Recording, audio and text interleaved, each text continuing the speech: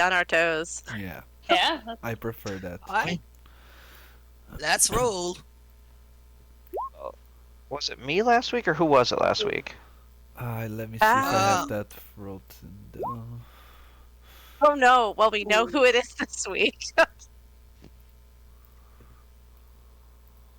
Oofta. Well, for me.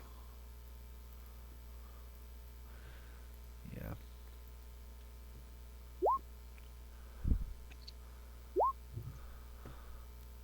Okay, well, there's your nat 20 for the session, I guess. Oh, well, yeah, that.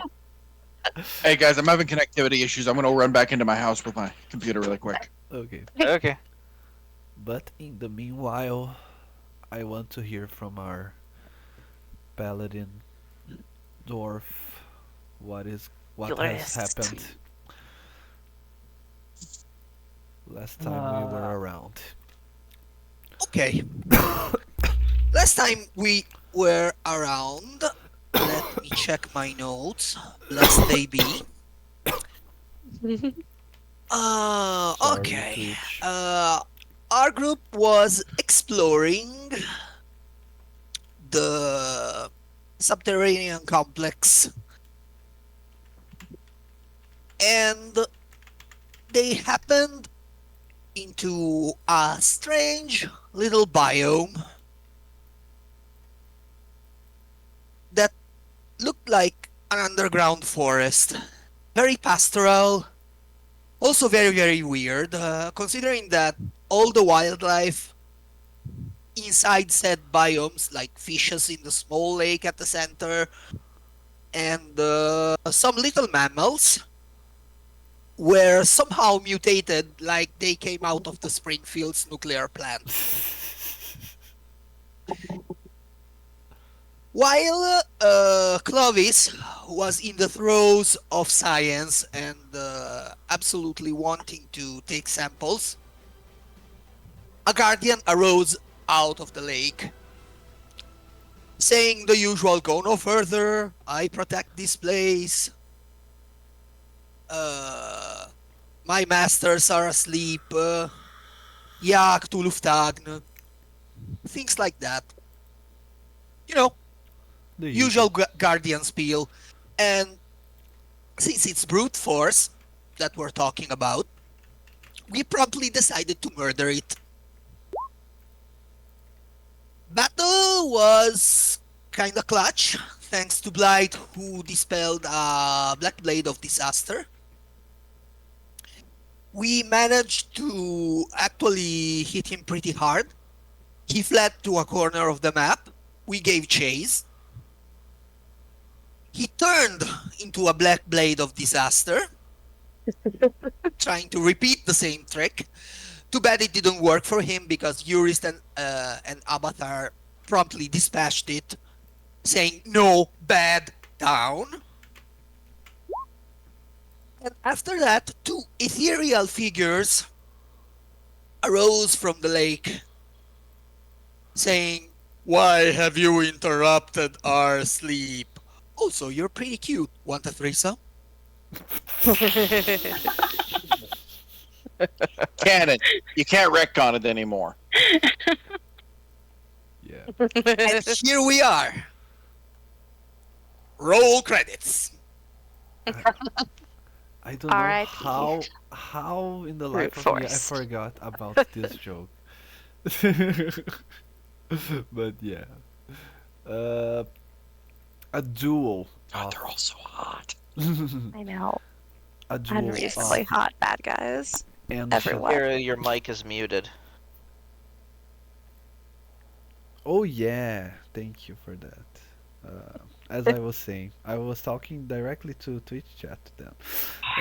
As I was saying, I don't know how I forgot this joke of the of the threesome joke. Oh my Did god, not. this is so I write down Yeah. everything. yeah. That's why we like you, Urist. Thank you, thank you. But yes, as you just um, remembered us at the end of the session to uh, almost ethereal. That's one word you can use because of how brilliant and how sparkly their appearances are. They appear out of a beam of light, of specifically moonlight in this case, and they act and pose and the expressions on their faces and the way that their mouths move without uh, without too much emotion put into it makes you feel as if they don't belong to this world. As they arise and make their shape known to you, they repeat what was said at the end of last session, saying, "Why did you disturb our slumber?" They both I'm speak at go the ahead. exact same time. Okay, um go ahead. I'm gonna just kind of step up and very much like deferring to them, very in a submissive's not the right word, but in a like gesture of their status, essentially acknowledging it and recognizing it, bowing my head, um, and say, "We apologize. We did not seek to disturb you. We came seeking information about something descended from the Lachey that is terrorizing the land. We did not know that you were resting here. We greatly apologize."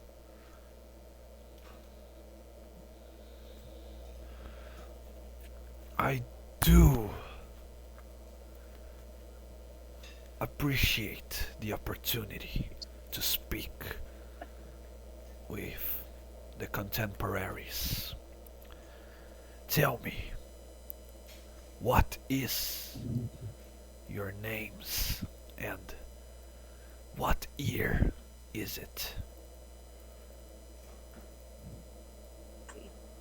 I am Blythe, and gesture to the party and let them introduce themselves.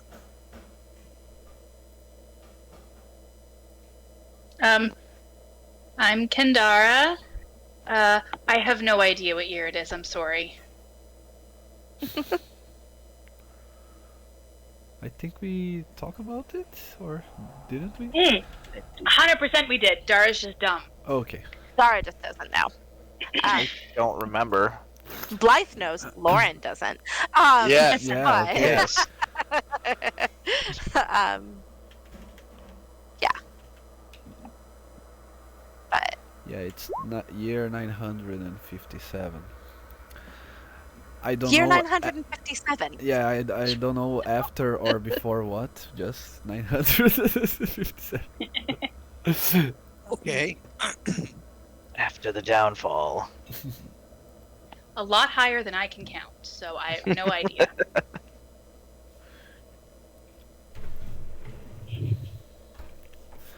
And My name is Armin Stoneweaver. The year is 1957. I see what you did there.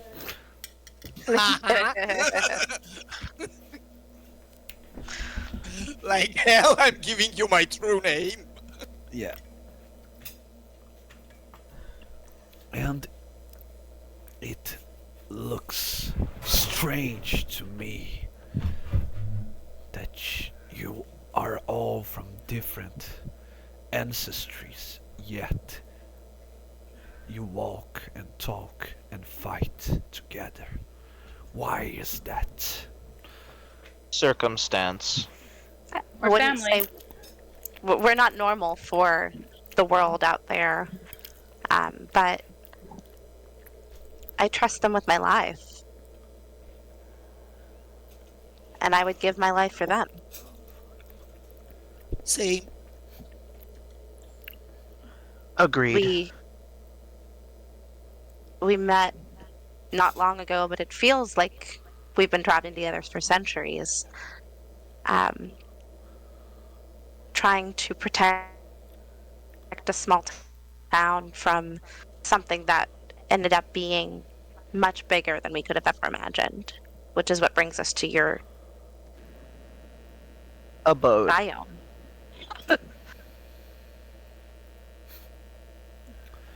I see.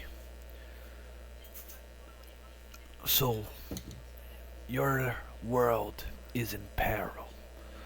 That that's why you sought after our secrets buried Yes. deep in the earth. Have you heard of a mage named Thalmor?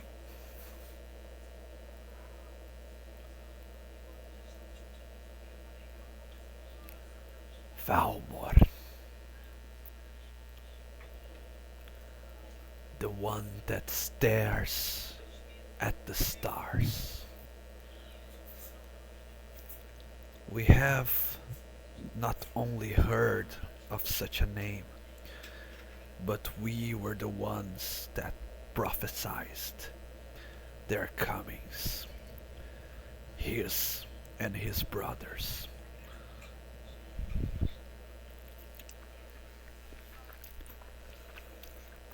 Prophesized?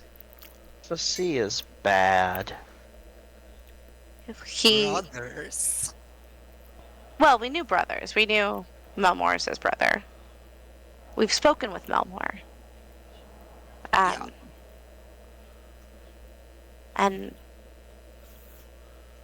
I look to the pair and say, Balmor is the one who's wreaking havoc and looking to enslave the mortal race. We don't exactly even know what his end game is, but we know he's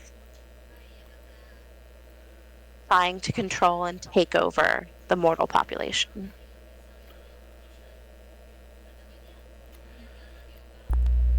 His methods don't concern us. If he doesn't stray from his quest, then there is nothing we shall do to help you. Stop him. And what exactly is his quest?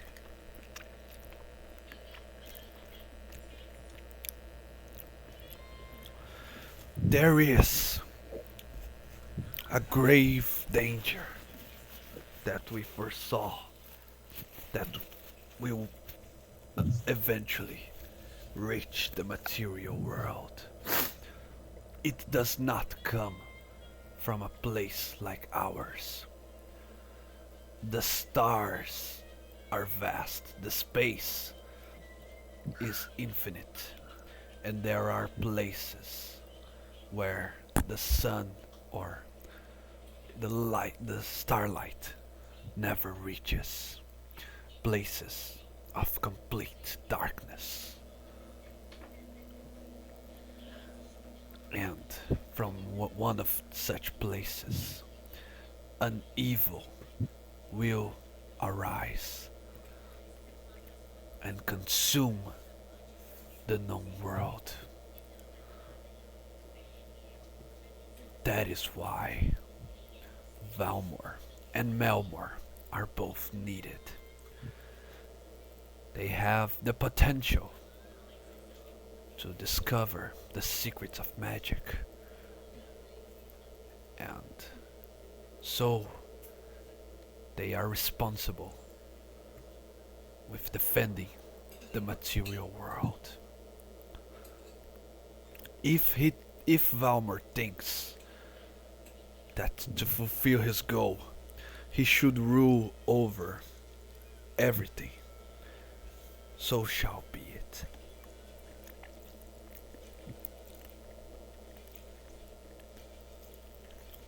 How how do you know that he's not strayed from his path?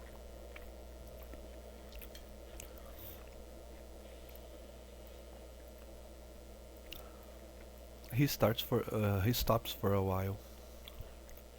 and then they once again speak, both of them a masculine and a feminine voice, in quotation marks, speaking simultaneously, saying, "If you bring us proof that he is, then we shall strike a deal, but only then." May we go gather this proof for you? Um, well, Dara, Hmm? is your friend in your bag? Yeah. I'll pull out George.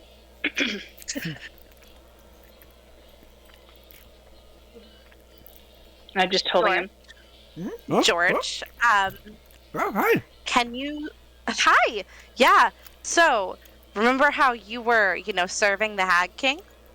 Mm, Right. Yeah. right. So It feels like that was years ago. I know, eons even. Yeah. So George, these two very respected individuals in front of us, want proof that the Hag King, Thalmor, is no longer following a path that is about protecting the mortal plane and the planet. Do you have anything you've seen or experienced that you could help us tell them during your time serving him? Well, I don't know if of such a strange question that you're asking, but we can maybe go and try to find out by ourselves, or maybe we can ask him. I don't know. That sounds. For sure. Just thought we'd check with you before, see if you had anything that you could give us before, we left to find things. Crossing T's, dotting I's, and I just give a thumbs up to the two almighty El Lachey beings.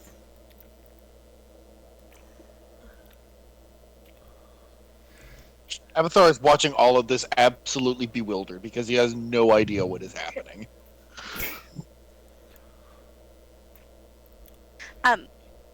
So you ask for proof, and I am happy to oblige. Just on the off chance you might be able to tell me, what kind of proof would you be looking for? Or do you have more information about this prophecy so that I can take the prophecy and then make a list and compare it and contrast it to the list and see if the actions are in line with the prophecy or not in line with the prophecy? There's just so much research to do, and I just want to make sure I have all the information. She really likes her lists. Because She's a nerd.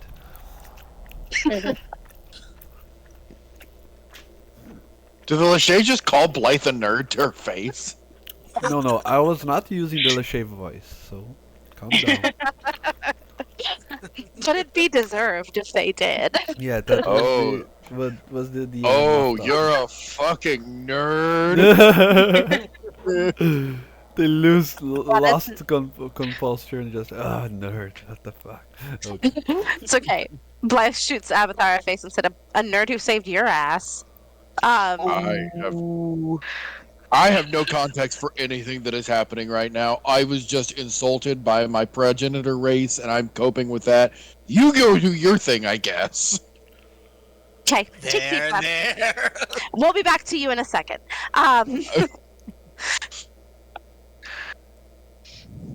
Progenitor race.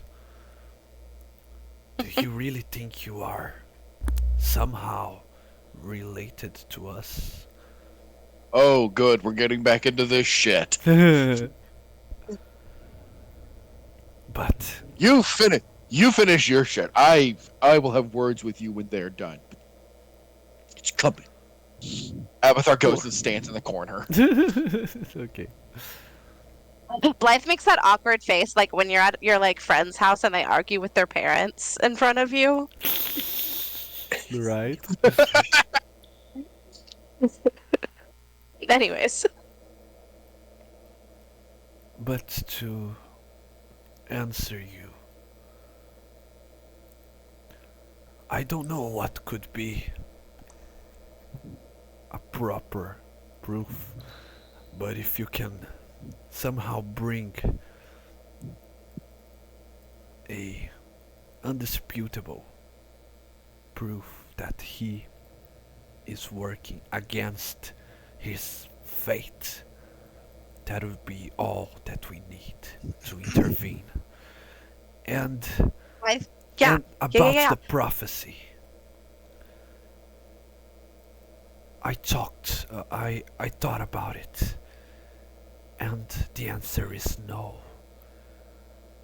Mortals, simple-minded like you are, the prophecy is not for you to hear. Maybe if you can prove yourselves, but not now. Shh. Homeboy, we just spanked your avatar. Nope, nope. And he just walks back away. Urist or Yes. Ned? Does Ned have the book? Dad's not here. I know. Does Ned have the book? I Last think I think Urist has it. Urist, Yeah, I think you do you do. have the book? Oh, right. So Urist pulls out the book and like raises it up. Look here, sire. Okay, I don't know if this is the kind of proof you're looking for. Without guidelines, it's really hard to know what falls within the appropriate assignment, but it's fine. But this is this is a book that holds his power, that one of the people who has made a pact with him uses to channel his power. I tried to learn from it, and he tried to make me submit to him, and I refused to do so, so it lashed out. So I don't know if this might give you more answers or if we need to keep looking. okay. Urist is holding up the book, right? Yes. Uh, both Lachey extends their hands in a sign for you to hand the book over. What do you do? Okay. Urist hands it over, but he keeps a wary eye on what they're doing with it. But yeah, he hands it over with both hands as a sign of respect. So they extend the one extends to the left and the other extends the right hand. So they each grab with one hand. Sorry guys, I forgot to mention I am like 80% recuperated, but there's still the 20% slowing me down. So if I cough or sneeze during the session, that's because of it. Okay. It's really Later, dusty in the cave. Lachey have allergies. Yeah, yeah, Yeah, exactly. for a long time, their throats are rusty. Yeah. As soon as they touch the book, they open it, and they the pages in the book starts to rapidly passing by, and then they poof, decide to close the book, and both of them raises their head as if they are trying to concentrate their perception someplace else, and they say, "Why did you hand this book to us? Now he knows." Who knows what? Valmor is looking at us. They both raise their heads and they shout, "Reveal yourself, Stargazer." You all wait for a moment, but nothing happens. Uh-oh. The Leshai says,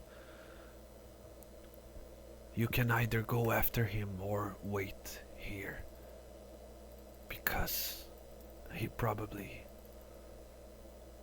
will appear here eventually." Wow. So the hag thing's coming here. Like now? Now that I touched his book, he has a direct path to be here. But I thought you two were chill, like he was your prophecy boy or something. Homie, Right? why'd you ask for the book? Well, to be fair, he didn't ask for the book. He asked for proof, but we didn't know it would do that. So is that Exactly. enough proof that he is corrupted and no longer pursuing his true purpose? You brought the possibility of his corruption. If he appears with ill intents against us, we'll know, but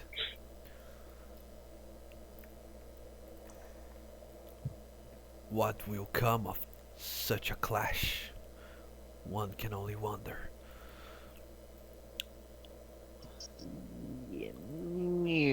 I think that's our cue to leave. Is he redeemable?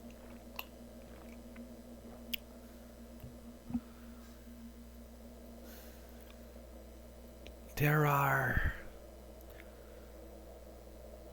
during the time of the Lachey on this earth, we developed many philosophies. One of them is that redemption is a hard task, and most of the times it's useless. It is better to cut the corrupted roots at the core than to try and heal it. Spend time and resources to sometimes not reach the desired results. So what you're saying is that someone who would torment women, children, innocents in their dreams, repeatedly murder them over and over in their nightmares, just so he can feed off the energy, is not somebody redeemable. Yeah, I agree. Okay, that answers our question. If you need help killing him, let us know. What you... I have one last Oh, go I have ahead. one last question for you all. If he does not fulfill his part of the prophecy, what happens to the world?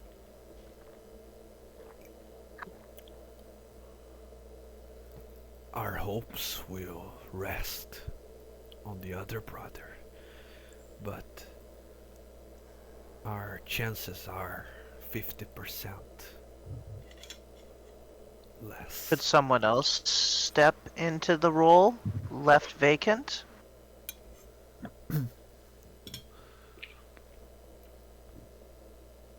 It is possible, but it's no easy task.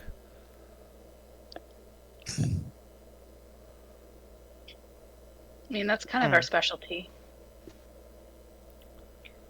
Where one In- cannot succeed, perhaps many could. Instead of one fulfilling the spot, perhaps as a group we could. Or at least we can support Melmore to better his chances. Exactly. Though, I don't know. Have you guys checked in on your guy lately? He's kind of stuck doing, like, bureaucratic work right now. Yeah, the humans kind of took over and are like treating everybody else like trash and making us all work for them. And Melmore's kind of just like hanging out at court. Just saying, while you're up, you might want to check in on him. Um, Yeah, prophecy boys really aren't listen up. bringing their A game. Yeah. Maybe you can kick the humans off the continent. Except for Blythe. We like her. She can stay. Listen, have we not learned that it is not everybody who's evil? It's just bad people who take power. That's who we shouldn't, there's plenty of people living in the slums in the city who are human, who aren't hurting anyone. I mean, the nuance Just is the nice, but rich also people. like, fuck them. Fuck the colonizers. It's like the rich people. Let's eat the rich. I understand why Like, you Chris. mean literally? Sorry. No, go ahead, finish. Do you mean literally? Because I thought that was frowned upon above ground, and I have Literally, questions. I don't. That's a whole other brand that we don't need. But not literally, but like sentiment of, It definitely doesn't mean literally. I made that mistake my first week. my eyes just go wide and I just like look down. Oh. Ways you were saying all very powerful elves standing in front of us. If you wish to take on the mantle of Stargazer instead of Valmor, you will need help, and not the type of help we can provide, but instead you will have to reach Earth's very essence and power.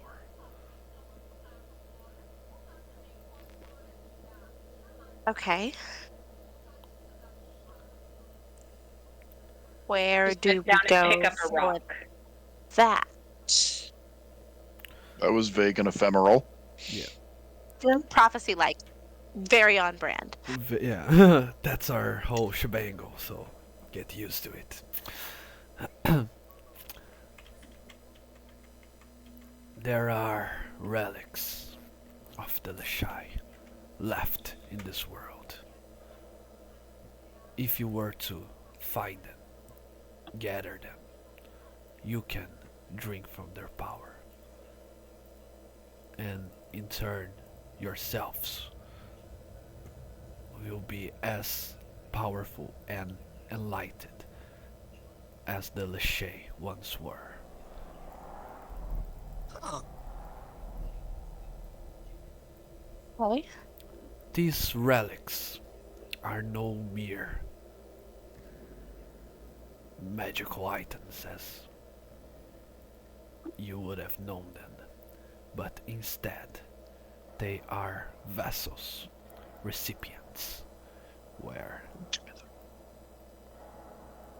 let's say that too much power was put inside.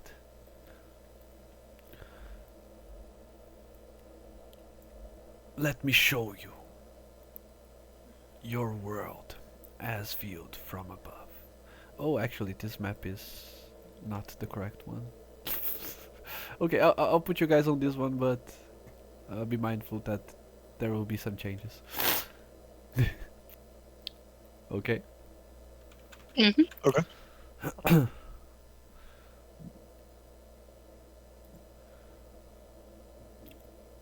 You will need to search deep inside of 3 distinctive places where they could be resting. I don't know if during the eons that transpire since the fall of the Lashai, others have not took them as their own personal prizes. So be mindful of that. but the ones I can sense are here. And he highlights on the world.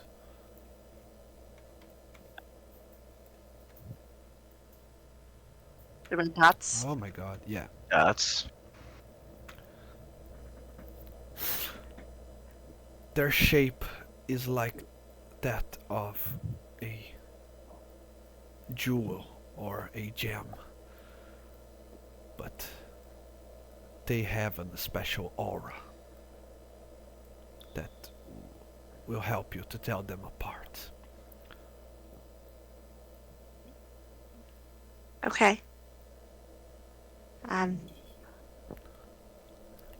I just kind of like turn and look at everyone and say, "Are we doing this?"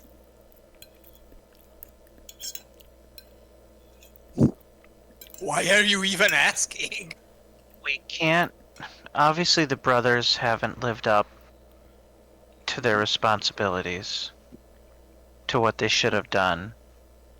Do we really want to trust either of them or anyone else with this responsibility? I mean, I'm in. I just wanted to make sure we were doing this together.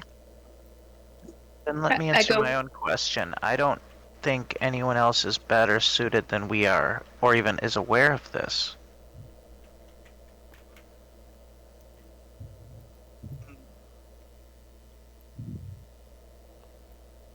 Alright? I go where you go.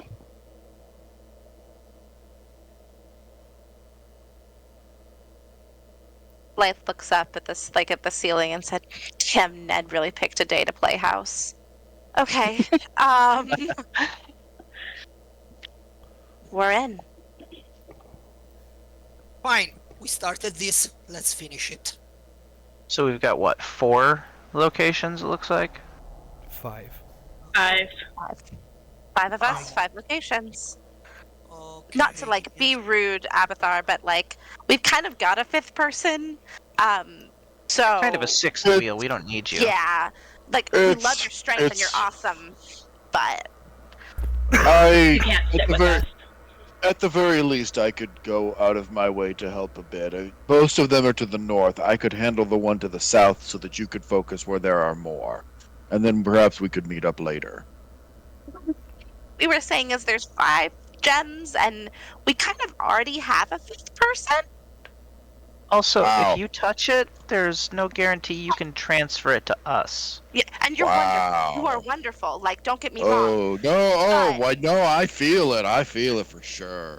It's just like Ned, we've already been through so much with Ned, and he's doing us a favor by staying home right now. So, like, I don't. You're lovely, but Vida doesn't like his attitude.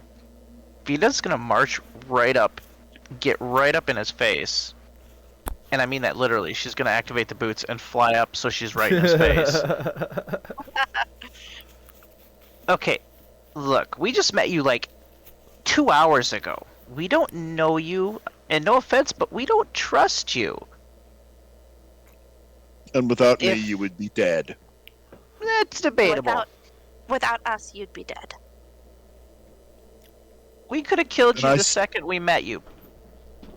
Then I your felt like- lack of trust fails to concern me. It's fine. Perfect. But Well, we have somebody we trust, and they'll be our 5th member. you're welcome to come along, but Ned's gonna get the all-powerful thing. I'm sorry. He's been first. He gets dibs. I'm sorry. Plus, I think he I'm not, probably but what looks she way said. better way better in a dress than you do. Very well then.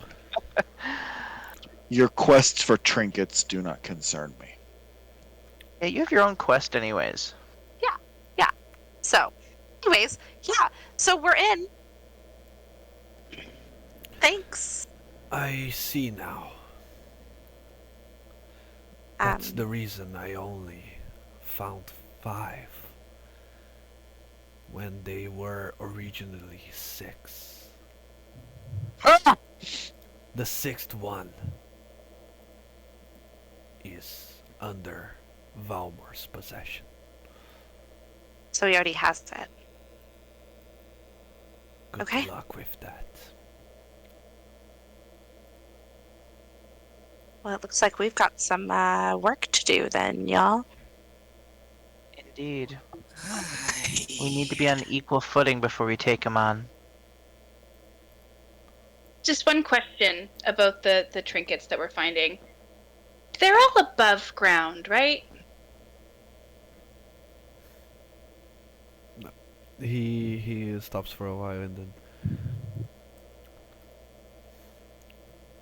Not necessarily. Son I of a feel bitch. at Okay. least 2 of them being underground, but the others. There is one specifically that has a very peculiar aura. The one to the far north. Actually, the one to the northeast. And the Northwest. Jade Jade Forest. Forest. Yeah. No, the one in the desert. The Jade Desert, Jade Forest actually. That's The northwest. northwest. Yeah, west. Sorry, I'm bad That's with alright. not my strong side.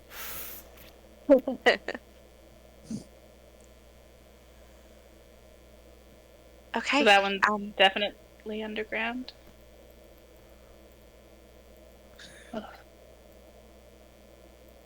The Like- ones that are Alright. underground are the ones on the desert and on Tayuk.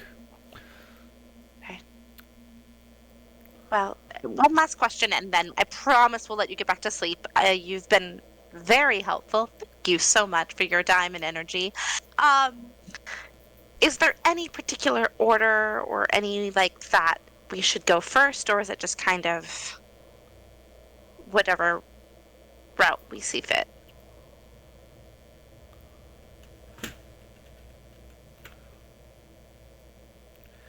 And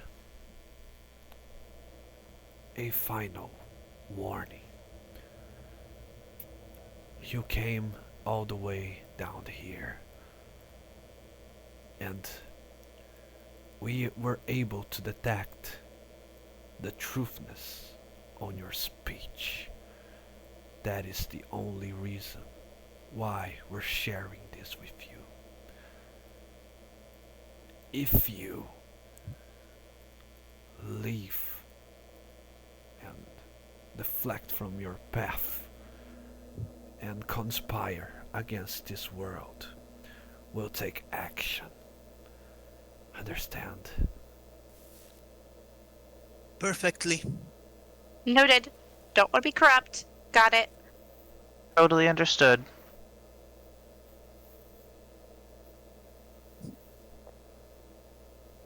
Excellent. Straight and narrow. That's us. Excellent. This shrine will be opened. You know how to reach us. But we will answer to few. Only those who show their worth.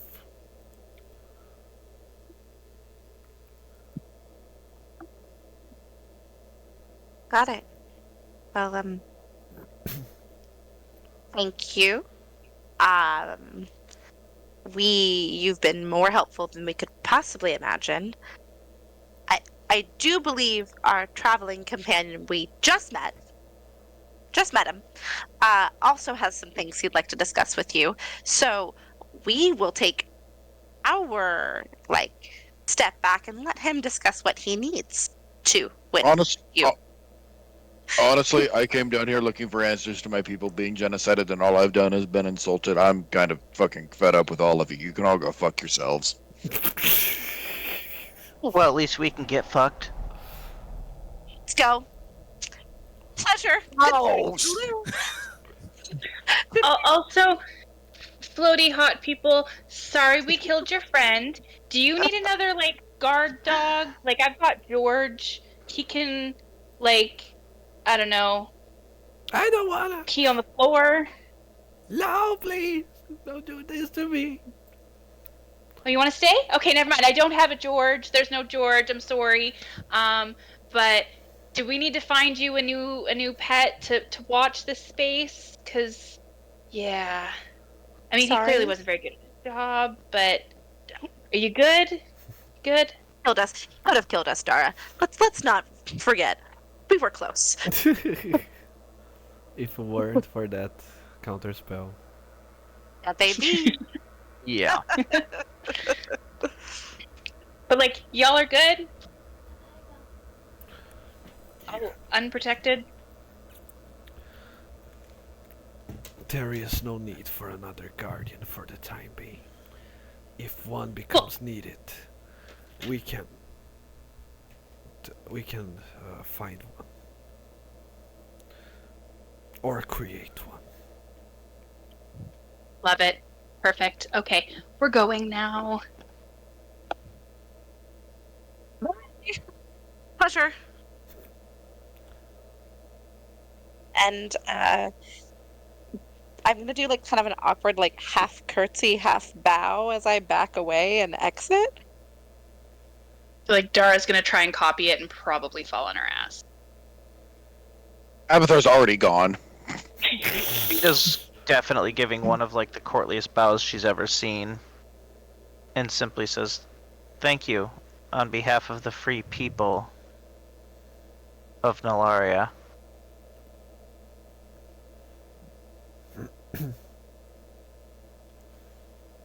They say nothing back to all of you. They eventually reach the moonbeam of light, and they are back into the light. And remember that outside was dark and nighty. Mm-hmm. The sky fastly turns to day, almost as if you are in a sort of time lapse, and then it comes back to late afternoon, where you were before they were summoned.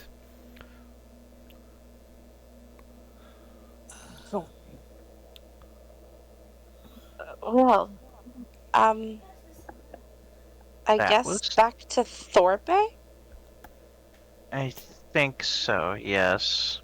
Yeah, what? I need to talk to Ned. There's Yeah, not we much all else need to here for us. What Clavis, did is- you get what you need? Clovis is the same expression of awe and terror is written on his face, and he cannot possibly speak to you.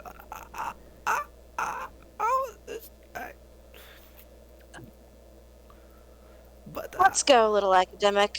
Let's go. Yeah. Let's get out of here. Mm-hmm.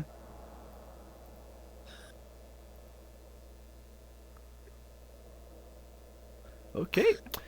So as you are leaving the cave, going back to Torpe, how are you on HP, spell slots, that good stuff? Actually, before we leave, Okay.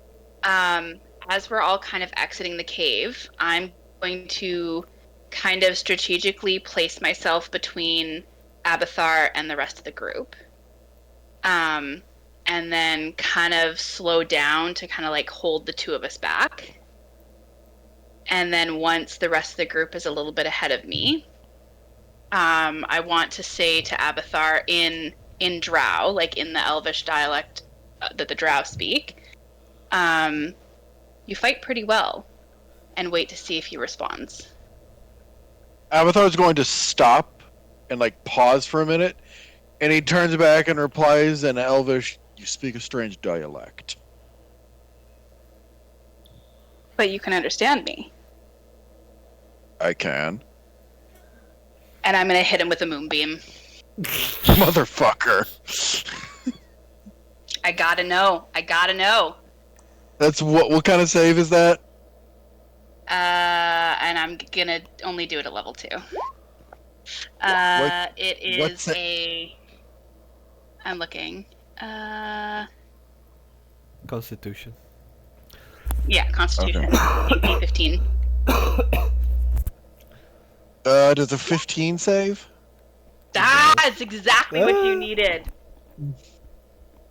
But if you are a shape changer, you make your save with disadvantage. Are you, Avatar?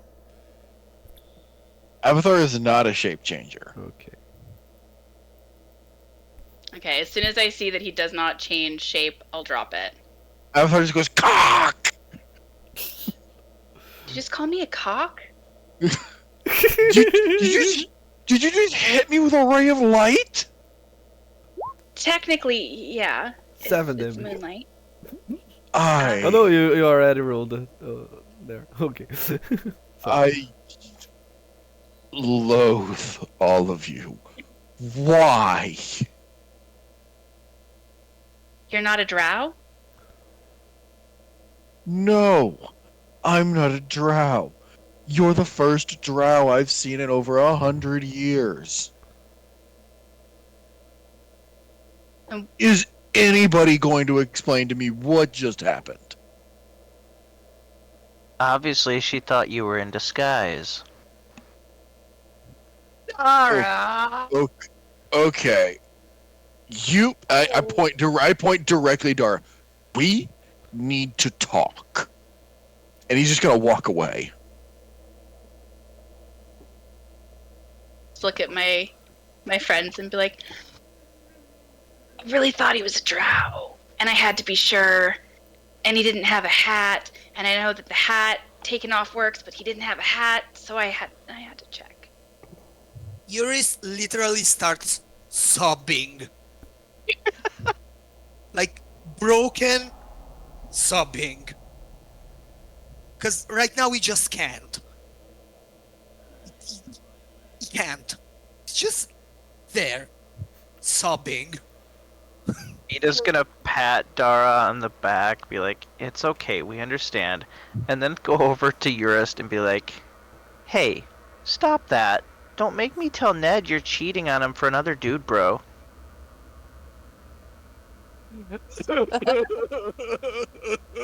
Why? Okay, I'll say I'm sorry. And I will follow Avatar and go sheepishly apologize. Avatar's like 10 feet away in a clearing of trees, just waiting.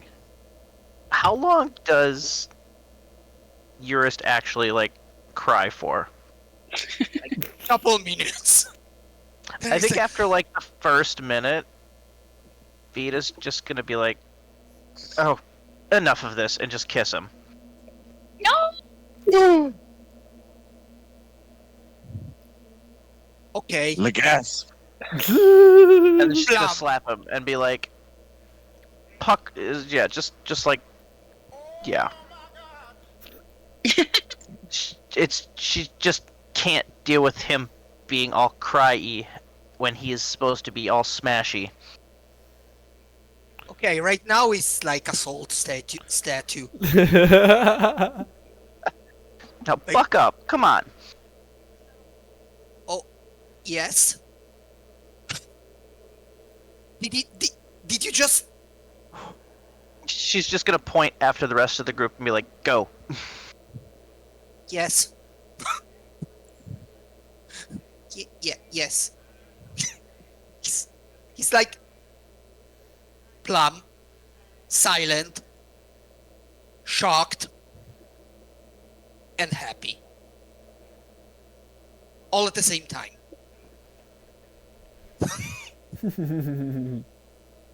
Vita's just glad he's not crying anymore. Yes. That was disturbing to her. So I'm gonna go over to where Avatar is.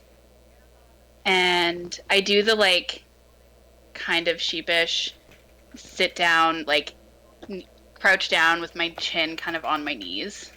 I'm just like, so I'm sorry that I hit you with the moonbeam. Do they know? Know what? That you're being hunted. Do they know? Well, no.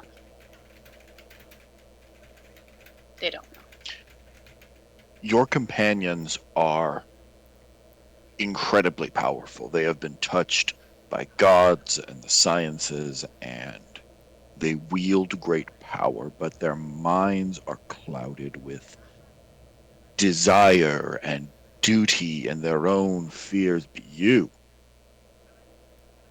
have one thing that drives you, and it is survival.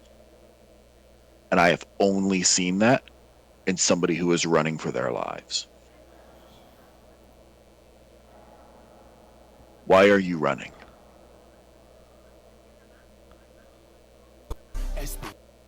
You said that you've met a drow before, right? 100 years ago?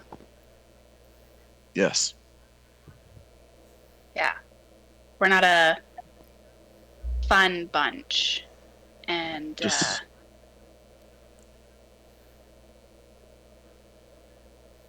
I'd never heard of anyone leaving before. because it hasn't been done. You're the No. first I've seen outside the territory in hundreds of years, and you're the first one to breathe the air of the surface in living memory. You should not exist. So why do you? I don't know. But I was a shit drow. And I don't even know what the hell I am above ground. But I did probably the worst thing that a drow can do. And I had to run. And you don't leave. And so when I saw you underground with a glaive, I assumed that you were one of us. And if they knew where I was and that I was alive, it would put my friends in danger. I had to be sure, and it was the only way that I knew how to check. So I'm sorry that I hurt you, but Your fears aren't unfounded. I took this glaive from the first drow I ever met. So you don't have to tell me what you did. I will not be traveling with you much longer, and it shan't affect me, but they, your friends, they deserve to know. Because if they are being pursued by the drow, they are in more danger than they can know. Are we clear? yeah. Abathar's going to kind of take a second and just kind of recompose himself and kind of realize, wow, I was kind of a dick there for a second. And just go, your armor is different than others of your kind that I've seen. How did you come by it? We all make our armor. It's kind of I think a rite of passage would be the right way to say it. Basically, where I'm from, you're strong or you die. I wasn't particularly strong, but I was fast. And when you become an adult, you're sent out to kill something and make your armor. I could not kill what I was sent to make, but I killed this. And I kind of point to it, and it's very clearly it's made out of Nothic. So Fascinating. So when I got back, I made my armor, and it is a symbol of the strength that you bring to the tribe. I was not very strong. You know, you're not, but I've never seen a drow shoot like you. You thought I was a drow? I thought you must have been a wood elf at first with the way you shot. I haven't seen anybody shoot like that since my husband. Thank you.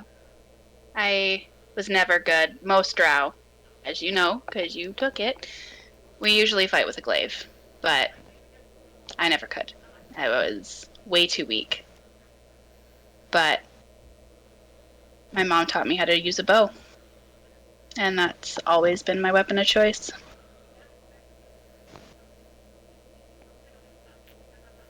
That moonbeam was of Simonis. I recognize the sting. You know about How? Simonis? I know a surprising amount about Simonis. Not much nice to say about him, but I know of him. Do you not? I mean, I know that he talks to me sometimes. Not often, but a little bit. He's what drew me above ground. You hear the voice of Simonis. Yeah. Is that not normal? I think Abathar kind of indicates like the tattoos on his arms. Like he doesn't have like the intricate lines like Dara does. Like his are just full of like these thick, swirling black marks that cover his skin. He's like, these are the marks of Vixley. Vixley covered. My skin was like yours. It was marked with the stories, and he kind of takes a finger without touching her, just kind of gently traces like the curves and like the swirls of her tattoos, and is like, my story was painted on my skin like yours was. But when the Nalarians slaughtered my people, Bixley took that from me. He covered my story. Because I had no past, I have no future. I've never heard his voice. I bear his mark, but I have not heard his voice. To hear the voice of a god is unheard of. Maybe it's just that my god's nicer, because yours sounds like a dick. He is decidedly unpleasant, but he gives me the ability to smite those who hurt are my enemies. So I'll take it.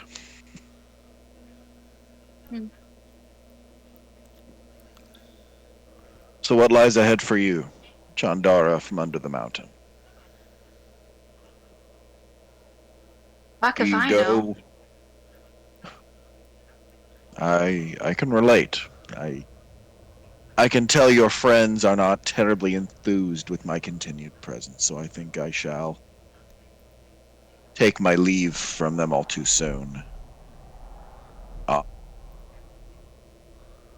I guess we can part ways in the tradition of our kind. Sure. Very well then. After you. We have sex. Yeah. Avatar and Avatar, it gets loud. It's uncomfortable. Sorry, I'll stop with that. So, just to clarify the series of events, Dara slams Abathar with a moonbeam. Abathar storms off. Vita kisses Urist. Blythe walks into the woods after Abathar, and then 10 minutes later, it's just loud, passionate sex in the woods. Walks after Abathar in the woods, not Blythe. Yes. Sorry, did I say Blythe? I meant Dara. Yup. Yeah. Blythe just Words kind are of twiddles hard. her thumbs. Time for this? This ball of anxiety of, oh my god, the world rests on our shoulders. What the fuck are Yeah. these people doing? Vita calls out after about 7 minutes. Dara, wrap it up. We gotta get going. And then I go back to my friends. Yeah, Abathar's just gone. In what way? I think we all know what way. Physically, mentally, emotionally, spiritually. So Abathar's had a rough couple of hours. F. F in the chat. And I'll just come back and join the party. Okay. And the soundtrack can we go is Back to Threat Bay? Let's okay. Let's get back to that. Yeah, we need to go tell Ned that we're gonna go save the world. Indeed. I think he'll like that as long as he can still sing and be Claire. Well, the stargazers need to start a star to gaze upon. Yeah. Oh, let's be real. I like brute force better than stargazers. Yeah. Yeah. Maybe like our government name, and then brute force is what we actually go by. Yes. Yes. 100%. Brute force Stargazer's version. Brute Force's Starry Night chapter. 2 stars, too furious. Two star together. So what Welcome to the- time is it right now? Late afternoon, as you start to travel the roads, night falls very quickly. Okay. And how far are we from town again? You'll get there. Some hours away. We'll get there. We're not resting. We're gonna rest in a bed in a tavern. Perfect. Okay. All right. So, I ask once again, how are you in HP, spell slots? Full HP, I'm down most of my spell slots. I don't currently have a and character. Yeah, you're right. Bummer. Oh, I'm dang like- it. Half and half. I'm at 37 HP and I'm out of everything except lay on hands and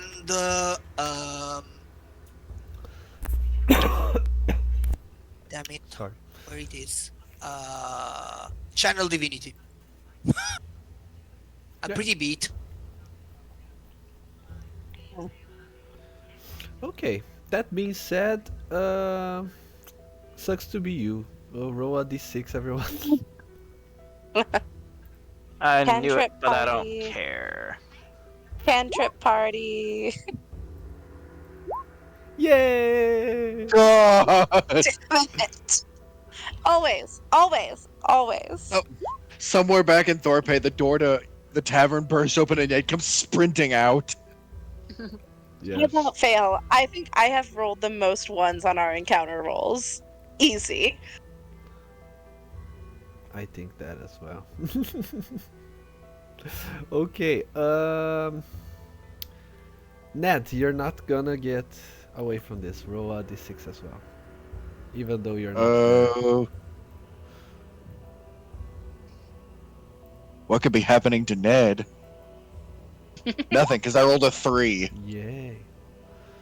Okay, somehow Ned was just outside of town where he could hear as the rest of the group was approaching. So he can jog a little and find them in the middle of the roads. But we'll see about that as soon as we get back from our short rest. So let's Okay. take 5, guys, Okay. and be right back. See you in 5. Yep.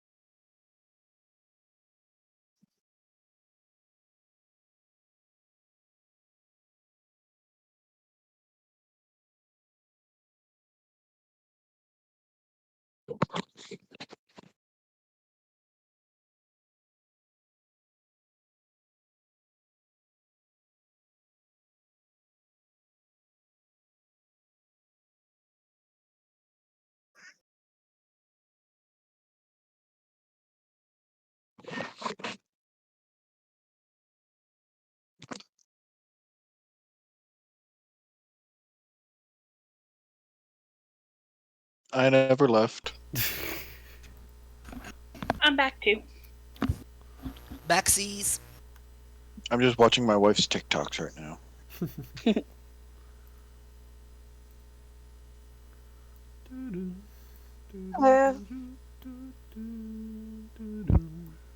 I'm here.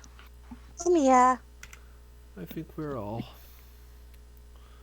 with my terrible encounter rolls continuing. Yay. Keeps things interesting. Yeah, exactly. Well, or is it just giving us things to do? Okay, so while you were traveling the roads, although the map here looks the middle of the day, you are in the early evening, close to night. Um, My favorite time. as you were wandering the grasslands surrounding Torpe, you can see Torpe in the distance, and Ned, somehow you're there. Probably because you were thinking of the rest of the party. Maybe George used his transportation powers to travel a great distance and just uh, warn you that the rest of the group was coming your way. But either way, as the party sees the village of Torpe in the distance, you all reunite with your friend Nat. How does that go? I think I the run first up- thing you notice. Oh, go ahead. So I think I run up and just give one of those big old hugs that like picks you up and says, "Ugh, it was not the same without you there."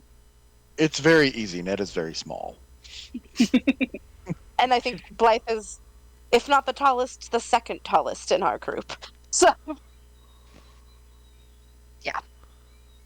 Ned goes, I missed you guys too. Ned looks noticeably different than when you left. Ned is about an inch taller. His hair is like about an inch longer than what it was, and he just looks like his cheeks are a little redder. He just looks a little more full of life than when you left him. Hey, you don't look like me anymore. You're not gray. I did some soul searching, running around with the kids really kept me on my toes, I had to rely on a little bit of the old razzle dazzle, and Ned kind of prestidigitate some sparkles around his fingers, didn't have so much time to rely on the bad stuff. Squidly was great though, and you see like Squidly floating out in a full like maid's costume. moist costume. It's terrifying and I love it. So what about you? How was the dungeons? So Dara, why are you so sweaty? Huh? Urist, Well- why do you look like that? Hi, Ned. Hi, you look taciturn. Backwoo smile. Yeah. Yeah. Okay, I do not like you smiling at me like that, so we're gonna deal with that later. So Ned, hope you don't mind, but we are on a prophesized quest to save the world. Now, I was gone for like 2 days. I'm Yeah, gonna we got mimic some one new of Claire's information. dances and go, ta-da! First off, flawless execution. You've been watching me. Thank you. Second, okay, so wait, we're saving the world now? I thought we were. I mean, I'm not opposed. I mean, I like the world. The world has money in it, and I like money. Basically, we all have to go be gods now. yeah, we've got to. So, all right. So, starting from the beginning, yeah. Uh huh. Well, so we ran into these Lashai who we woke from the earth. They were sleeping and they weren't too happy about it. Turns out that Melmor and Zalmor were prophesized to protect the world from a horrible Something. end of all things thing. Uh-huh. And they found out that both of them are basically slacking on the job and were like, hey, you want the job? You guys Ugh. aren't powerful enough yet, but we've got 5 magic things that if you go do them, you'll be powerful enough. Classic nepo babies. Okay, I mean, I'm always down for a road trip. Do I still get to wear pretty dresses? I mean, Sure. once we become powerful agents of the Lachey, I would expect nothing less. Sold. We killed Dead Boy. Oh, yeah. They Oh had this, like, yeah, thing sorry, that was Ned. protecting them. Yeah. I was working on a song. We killed Quarian. I'm sorry. I'm never Oh, gonna I get to forgot play about that. Cockswab Quarry now. And I'm gonna You can play at Pull a out- tavern tonight. pull out the hair that I took from Quarian's head and just like kind of pin it onto Ned's shirt and be like, I brought you a present. Because I Well, knew this you'd is- be sad if you missed it. This is both horrifying and quintessentially you, Dara. Thank you. You're welcome. Yeah. Okay. So But none of this that's what explains why. Well, but none of this explains why Urist looked like he got kicked in the head by a mule, and Dara's really sweaty. Vita just kind of like glances away and just kind of like goes and starts fiddling with Squidly's maid costume because it's just not right. There's something off with it. Can I All roll a that is perception to see if I see it? I'm gonna roll insight to see if I see any of that. Is that okay, DM? Yeah, okay. Go for it. Blissfully unaware. How bad? I didn't catch it Eight. yet. 8 on Blissfully Yeah, no, unaware. you saw nothing. I think what I'll do is just kind of lock arms with Vita and say, they can tell you why. We'll keep walking. And start, like, walking forward with her. Okay, so they're being. And that turns out, okay, they're being weird. What did I miss? I had sex with an elf. Vita kissed him. That's it. Oh, well. Yeah. One of these days I'll get laid on one of these adventures. Yeah, but as Claire or as Ned? ¿Por qué no los dos?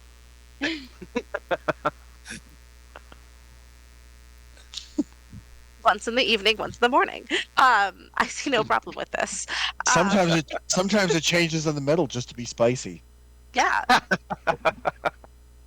Ned is the benefit of are you gay? Kiss me and find out how you feel.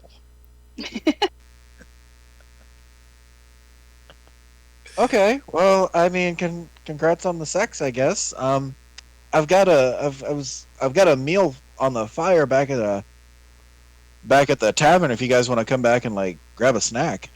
Yeah, I would love a snack. thank you. Okay. Done with jerky. The jerky's really good though. Oh yeah. Now I remember. Ned, we need to speak because there's something that like those two floaty men said that kind of worried me and reminded me of you. So you're Okay. the expert. I need to talk to you. Oh But- God, I don't like being the expert at anything, but let's do it. Okay, you boys talk, and I'm gonna run up and catch up with Blythe and Vita and link my arm with Blythe.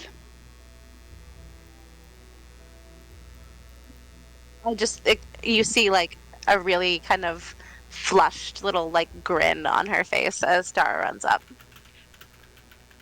Oh, girl talk. All right, so I guess Urist and Ned go to the bar, hoping that it has stools now, like real one, not imaginary one. Ned has a really slow braised roast over the creamiest mashed potatoes you've ever eaten, ready for you guys. Yes. Okay. Once we're settled, and Urist has a beer in front of him, he goes, "Okay. Besides my obvious, kind of frazzled state, like, here's the thing: those two guys said that Valmore,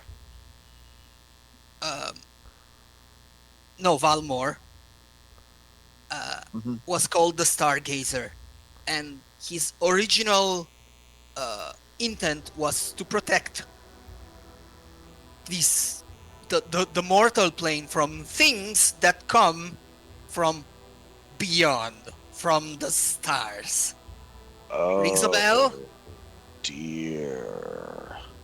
because I kinda remember what you told me back then when we haven't met everyone. It was just Yeah, you and me.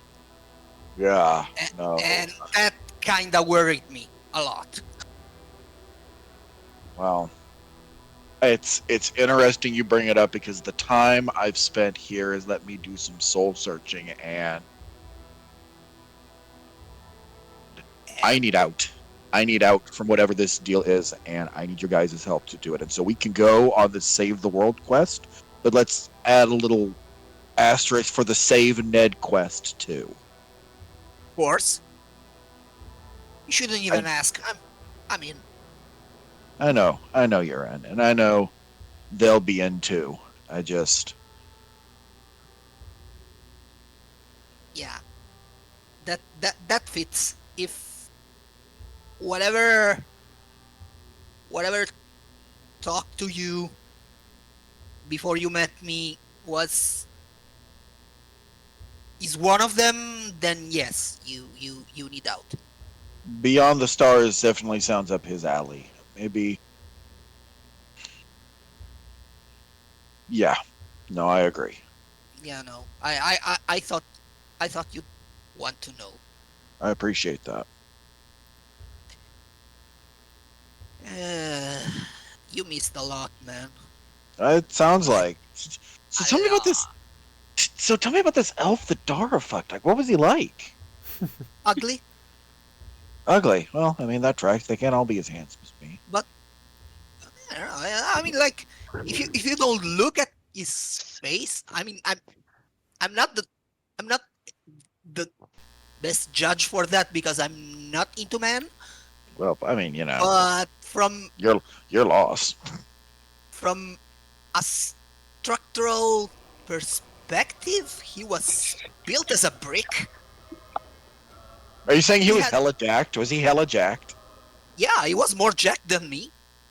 God. Okay, I get it. I didn't know Dara had a type.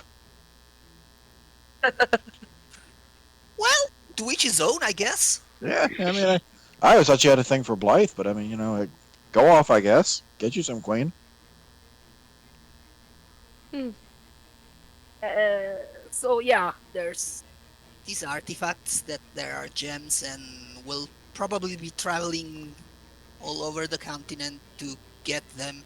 The thing is that apparently the Hag King has won, which is why we need That's to get the others. okay. So I guess we'll hook up with the gang in the morning and find out where we're headed next. Yeah, we'll have to decide. We still have to like get the kids to a more secure place. Also, just a heads up, and if Ned's gonna point to one of the kids who's over there, do not take any drinks from her. My filter of love went missing like 3 days ago, and I haven't been able to find it. And she keeps offering me drinks, and I don't trust her. Oh, okay. Yeah. Yeah. These children are. Urist, you and I were military men. We know discipline. You know I know discipline, right? Yes. Children are undisciplinable. They are a tiny little mafia, and I was not in control. I was never at any point in control. Ah, but that's how it is. As a Kids. kid, I was exactly like them. I never can imagine you as a kid, Urist. I always imagine you just kind of sprung fully formed at the earth as like a 50-year-old man. Hell no. I was a short beard. Everybody was a kid. It's just that how can I put it? I was the second son, okay? Uh And my parents expected my sister, Frigga, to take up the family business, marry, carry on the legacy of the clan, and all. Mm. Except my sister did an ultimate act of defiance, as our society can actually allow without the individual being punished. She became a cleric. Ugh. She entered the service of the ancestors. So now, looking back, I think my sister was much like me. She just didn't have the guts to flip our parents off overtly like I did. And Hmm. that cascaded because since now my sister wasn't there to wasn't available anymore because she was a member of the clergy, Hmm. and uh, in our society clerics are a breed apart. They do not participate in society. They stay in the shrines, tend to our ancestors, and that's what they do. She was what we called a miko. Okay. And when I was a kid, my parents basically ignored me. Hmm. They let me do whatever I want when I was a kid because I was inconsequential. I had no value to them. I was just there. And now suddenly rules. Because now, since your sister isn't has taken up her vows, it falls to you. And I was like, what? And so it is. This is this made me what I am, I guess. Better be it on your own terms, I guess. Okay, I have to ask. Vita kissed. Ah, Vita kissed you, yes, she did. and how are you feeling? Life has meaning. That's disgusting. I love it. But that's actually. Then what do I do now? What feels right? Go be a human person. Go be a dwarf. Talk to her. Have a conversation. Set boundaries. Do the healthy emotional thing, Urist. But. Ugh. Look, man, there's not a lot that halflings did right, but like one of the things we did do right is like love. There's no you like her. You want to be with her. You enjoy being around her. Go talk to her. Foster that. Build that. Have a conversation with each other like you're people and there's no duty, there's no judgment. Just go do what makes both of you happy. How do I know what makes us happy? Well, what makes you happy? I am confused. Okay. Well, then I will give you the best advice that honestly the only piece of advice my mother ever gave me worth listening to. If you don't know what a girl wants or what makes a girl happy, ask. Okay. I know. That's about all the sage advice I got, man. I'm at this point Ned is a solo rolo, so I'm gonna go do my lone wolf thing. Ow! And Ned walks off. I'm sorry, have you met Vita? That's not good advice.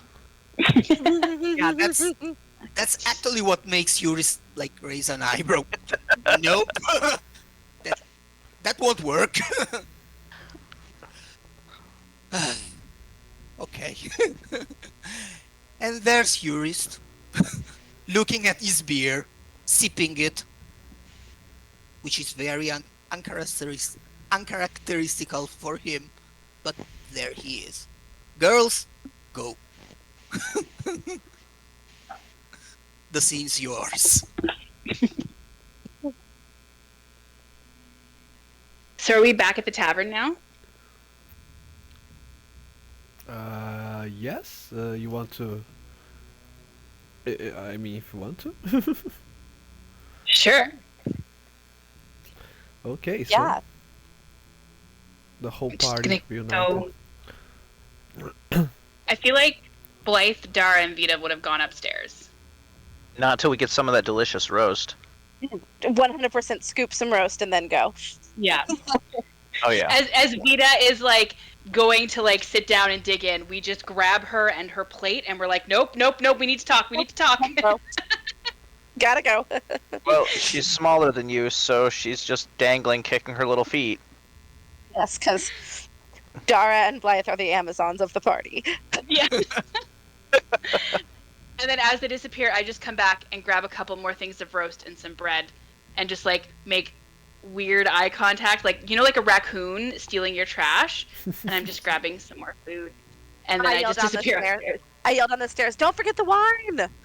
Fine! When I come back again, Trash Panda grabs wine and disappears. Maidley shows up with like a little plate on her maid costume and just like offers it. It's so gross and cute. I love it. Oh You no kissed your- Maidley does not get to stay in here. He's spotting. Oh. Yeah, nope. Sorry, Maidley. Girl No, night he's only. not. Nope, out. So, yeah, you kissed Urist. He was crying. I didn't know what else to do. He wouldn't stop. Well, that's a chance. I guess that's a reason.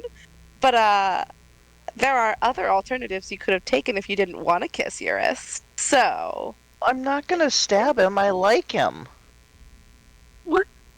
use your words, Vita. I'm confused. Aren't we using our words right now? No, with Urist. You could have talked to him. I don't know what to say to make a guy stop crying. No, would you kiss him again when he wasn't crying? I mean, it wasn't bad. It was kind of fun.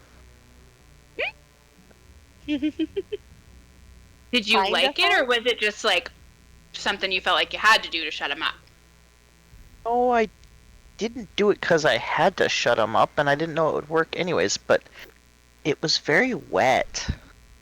Yeah, that happens. No, because Especially he was if he's crying. crying. Oh. I just, like, assumed that Dara was talking about, like, tongue. And I just kind of go a little red in the cheeks. So are you Okay, gonna kiss well- him again? Do you like him? Are you a thing now? I have so many questions. I don't know how this works for you people, so I'm just asking all the questions. Nina's just got this, like, perplexed look, like, she doesn't have the answers. She's still trying to figure it out, like, To be this fair, is new Dara, territory. I don't know that any of us are exactly the ones who know how it works either.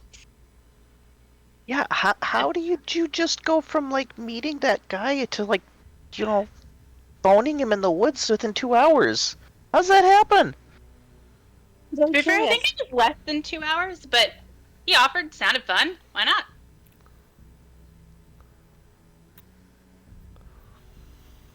Just so confusing to Vita, like, the amount of abandon, like, the wild child is just, like,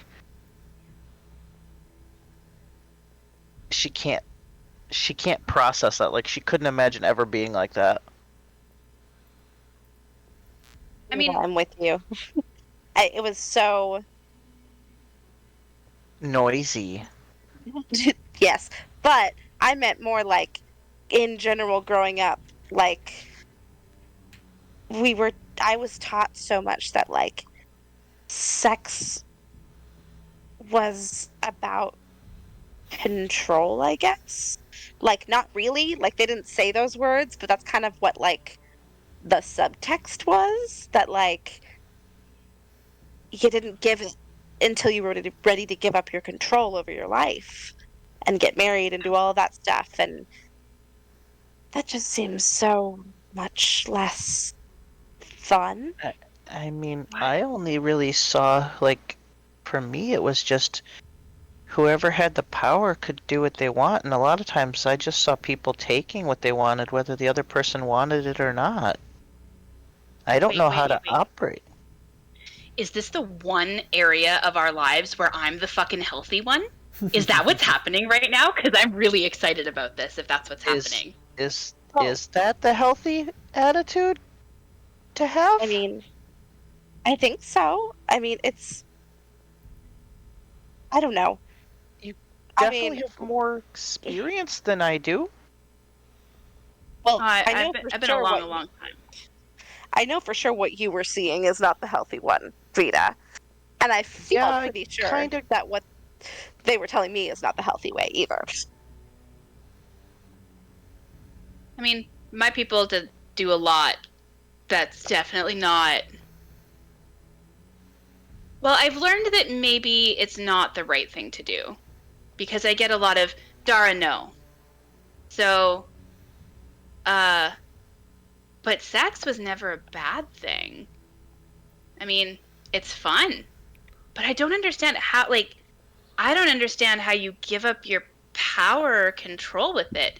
You do it, you have fun, you carry on. End of story.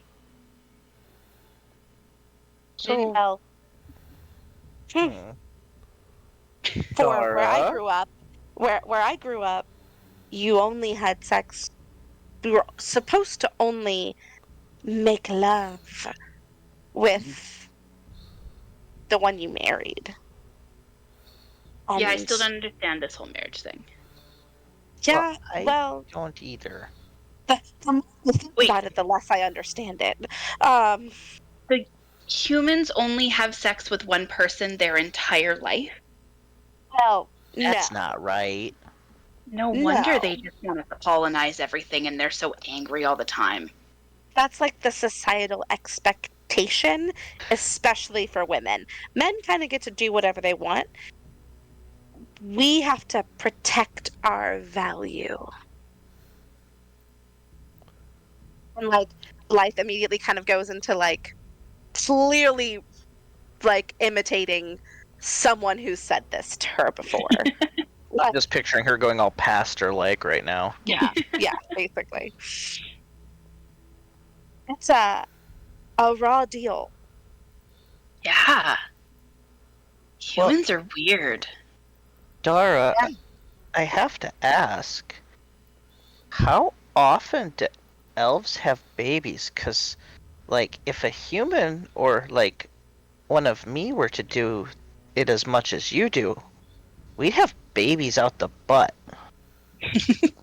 I don't know how that would work to have a baby out your butt, but we don't have babies a whole lot. And I mean, it happens, but not every baby grows up.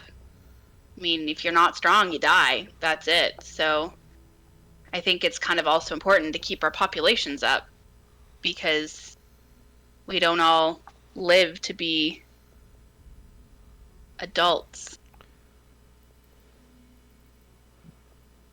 Fair. Is this just a Yeah. matter of fact, like, she's stating, or is there emotion that we catch in her voice? No, this is pure, like, matter of fact. It is a common thing that if you are not strong, you die.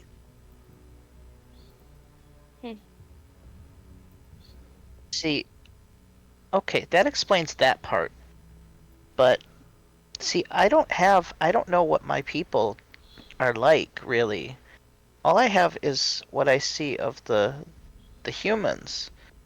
And back to the Urist part of this, like, he's a dwarf. They're very much like rigid traditionalist, like structure, you know, this is how things are, this is how things are supposed to be. And I don't know enough about my own history to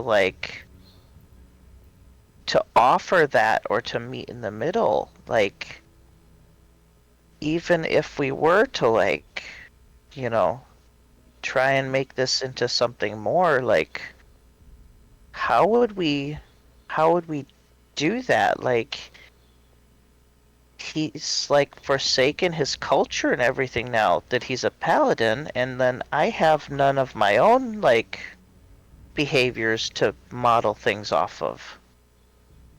So you make your own. Yeah, you could just be two people figuring it out instead of a dwarf and a Herignon, or, you just get to be a Vita and a Urist.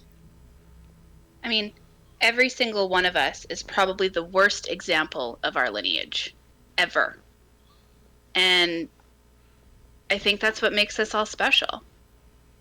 And so I wouldn't say, Urist is a dwarf and so there's expectations. Urist is just Urist and you're just Vita. And I stand by what I said before, right? If it makes you happy, go for it. That's what matters. Because now, especially now that we are going to save the world, we could all be dead tomorrow. Don't die with any regret.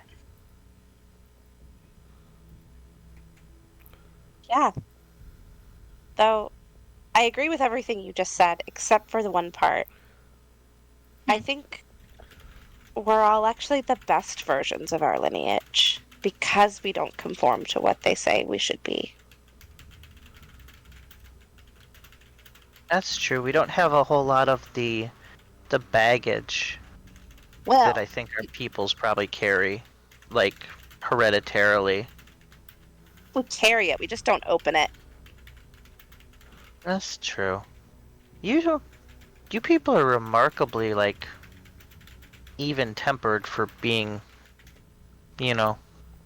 elves and humans and dwarves. Not an elf. I am not an elf. Okay, drow. Sorry. Thank you. Well, I don't know. Well, actually, I take that back. Now that I'm thinking about it, you have lots of issues, Dara. Like, there's something going on with you. Are you just... I think she's perfect. No, she's Huh? got something weighing on her mind. I can tell. She thinks we don't see it, but I do. We all have stuff on our minds. It's up to us to decide when and how we want to talk about them, I think. No, you're right. I'm just letting her know that I see it, and if she needs to talk. I did have a chat with Abathar. And he said that I should tell you guys why I attacked him with the moonbeam. That was just because he was being a dick. Yeah, he really was a dick. I would have hit him too. Well, it's a little more than that, but I don't... So, meeting you all and becoming part of Brute Force was like the second good thing in my entire life that ever happened. And I don't want to fuck it up. And I'm very good at fucking things up. As you have probably noticed, it's kind of one of my skill sets. I can cast magic, I can shoot a bow, and I can fuck up a situation. So, I'm scared that if you guys find out the truth, you'll make me leave. I just grab her hands really quickly and I say, there is nothing you could tell me that would make me ask you to go. But And Vita's wrapped around her shoulders too.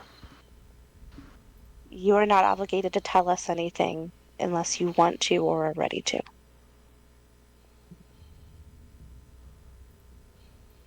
You are our sister.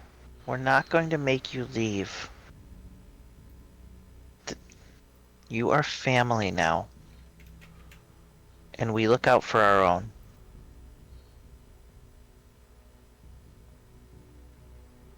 So, Drow don't have gods anymore. We ate them. Eat them. Yeah, ate, consumed. It doesn't translate well to common, but we ate them. It is kind of the closest you can get to explaining it. And So divine magic just doesn't exist underground. It's not a thing. And when I got my gifts from Simonis, I had to keep them a secret for a while. Wasn't long, but long enough. And my people found out. And it got bad. So, divine magic does work underground, just not to the people that your people prayed to?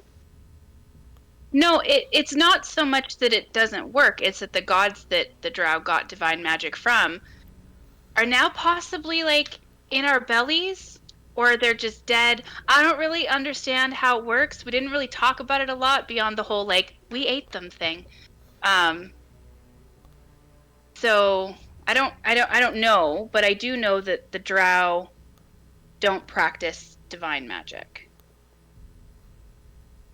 And I got caught. Were they angry? Jealous? They were angry. I did the worst thing that a drow can do. I betrayed my people. And then I ran. I can't say I understand how that's betrayal, but you don't have to keep running. Like, you're safe here with us and with the boys too. And if anything Above comes... ground? Yeah, I'm not so worried above ground. Most drow can't come above ground very easily. I don't know why I'm weird and I can, but I can. But underground, when I left, I was the weakest of us. And everybody knew it. It wasn't just something that was like, oh, I'm self-conscious because I'm weak. I was the weakest.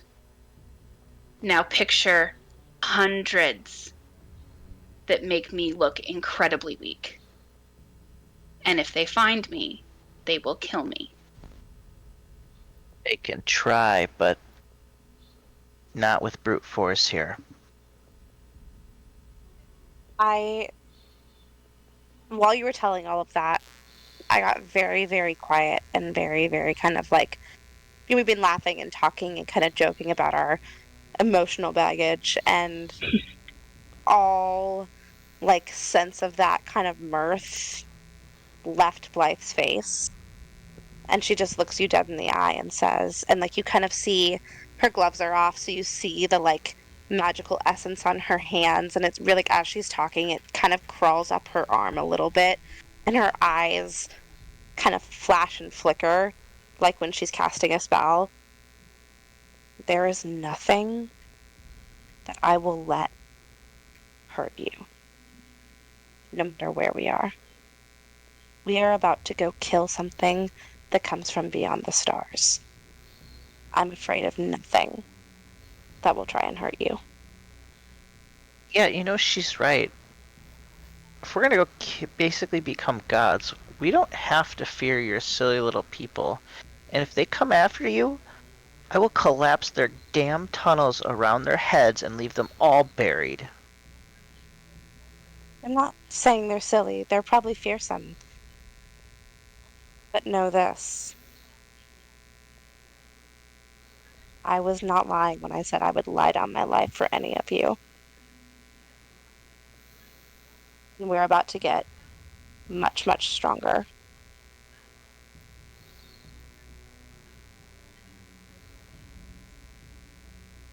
Ada just puts her hand out, palm up, together. Together. Absolutely. Okay then. And then I'm going to reach over and grab a pillow and hit Vita in the face. You kiss Urist!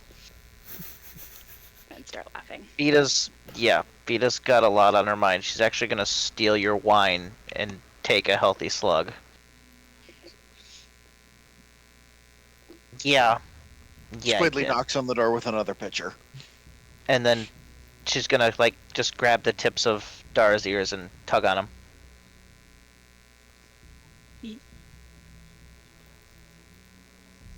Thank you. Blythe goes and grabs the wine and says, Ned, stop spying. Not spying, eavespeeping. Vita has this thing with people on the other sides of doors. Vita opens the door, drop kicks Squidly, and shuts the door. No. There is Yep. a liberal amount of viscous jelly on your foot.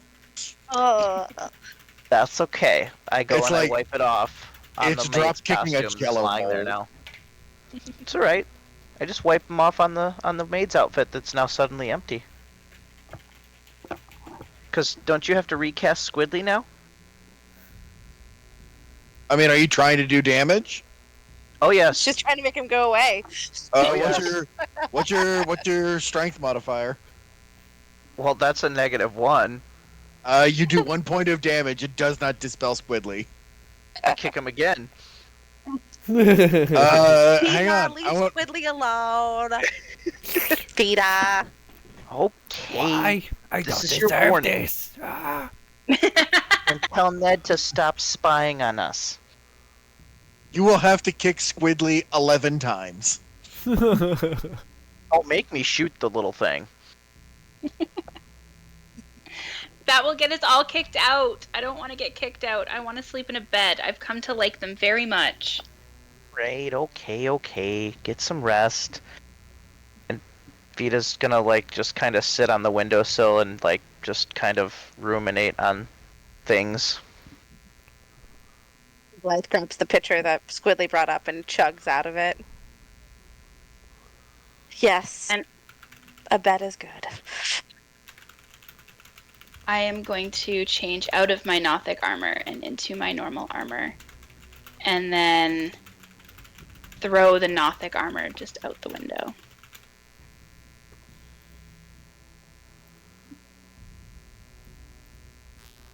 And now I'm back in like this mismatched, ill-fitting armor that was clearly just scavenged and stolen.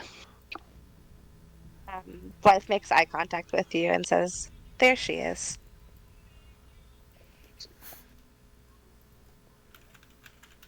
Good to have you back. Good to be back. I'll just kind of curl up beside Blythe.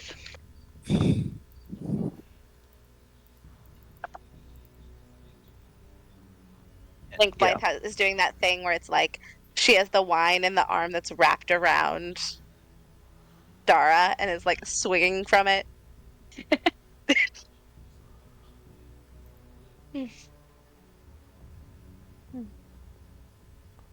And then I'll go to bed for the night. Same. Vita's gonna like sit up, like I said, and just like clean her weapon and just watch over them and make sure they get some rest. Yeah, at some point, Urist will retire too. Yeah. Okay. Ned stays up all night making overnight oats for breakfast. I think once the girls are safely asleep, Vita might go down and just kind of sit down with Ned. Not really saying anything, just sitting. I think Ned will just like slide Vita like just a little meat pie he made himself for her. Just slide it to her and just kind of nod and go back to cooking. She'll nibble on it for a bit and probably end up passing out at the table.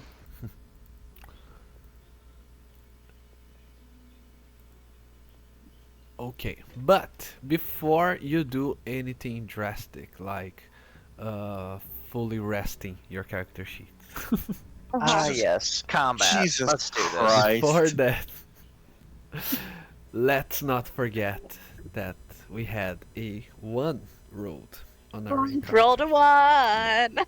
Blythe rolled a We 1. just went right past it and ignored it. Yeah, We did. you did, but yeah, I let you did then. It's 50-50 It's alright. on the fault chart. I mean, Better you now know, because we it feel all happens. we feel all emotionally rested and safe. So now that we get attacked, it's going to be more impactful. Yeah, Hey, but at I don't least think the tavern's completely rebuilt yet, so a little more damage won't do much. yeah. But you did receive the benefits from a short rest. So if you have anything to refill on Do that, I or if you want to have- spend your hit dice, Yeah, that's I it. already spent all mine, so I need a long Yeah. rest. Yeah, same. I spent a hit Same. dice. Okay, but you do get your channel divinities and arcane Yep. recoveries. Do they get the benefit of my Song of Rest if they're taking a short rest? Yes, yes, you can use that. You get a free D6 additional. Okay. Let me see. I get a first level spell slot back. Well, I'm already at full, so unless it's temporary hit points, I'm not worried about it. Yeah, Okay. Ooh, same. I go back at 43. Yes. okay. As soon as you finish everything you have to discuss and to talk about, you all were heading to the bed, try to lay your weary heads and rest for a little while before you return to the duty of world savers. But before you could uh, finally sleep, you are interrupted. Someone knocks at the doors of the rooms that you are all in, screaming on the corridor of the inn, and you soon recognize Rainy's voice, saying, "Ah, friends, are you there? Can you please help?" Yeah, what's up? Yeah. Who? Huh? Eh? Who? Yeah. Uh, A traveler came. He said that something happened on the road. There is some sort of opening on the ground, on his own words. He said that there is a monster attacking people on the streets. Can you do something about it? yeah. Blythe grabs her staff. Yeah, Blythe grabs her staff. All right. Yeah, I'm awake. Let's do this. Yep.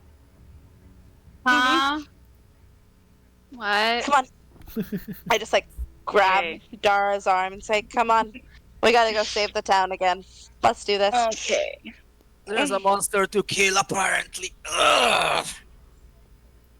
Grab my bow, my quiver, and follow out. Armor up.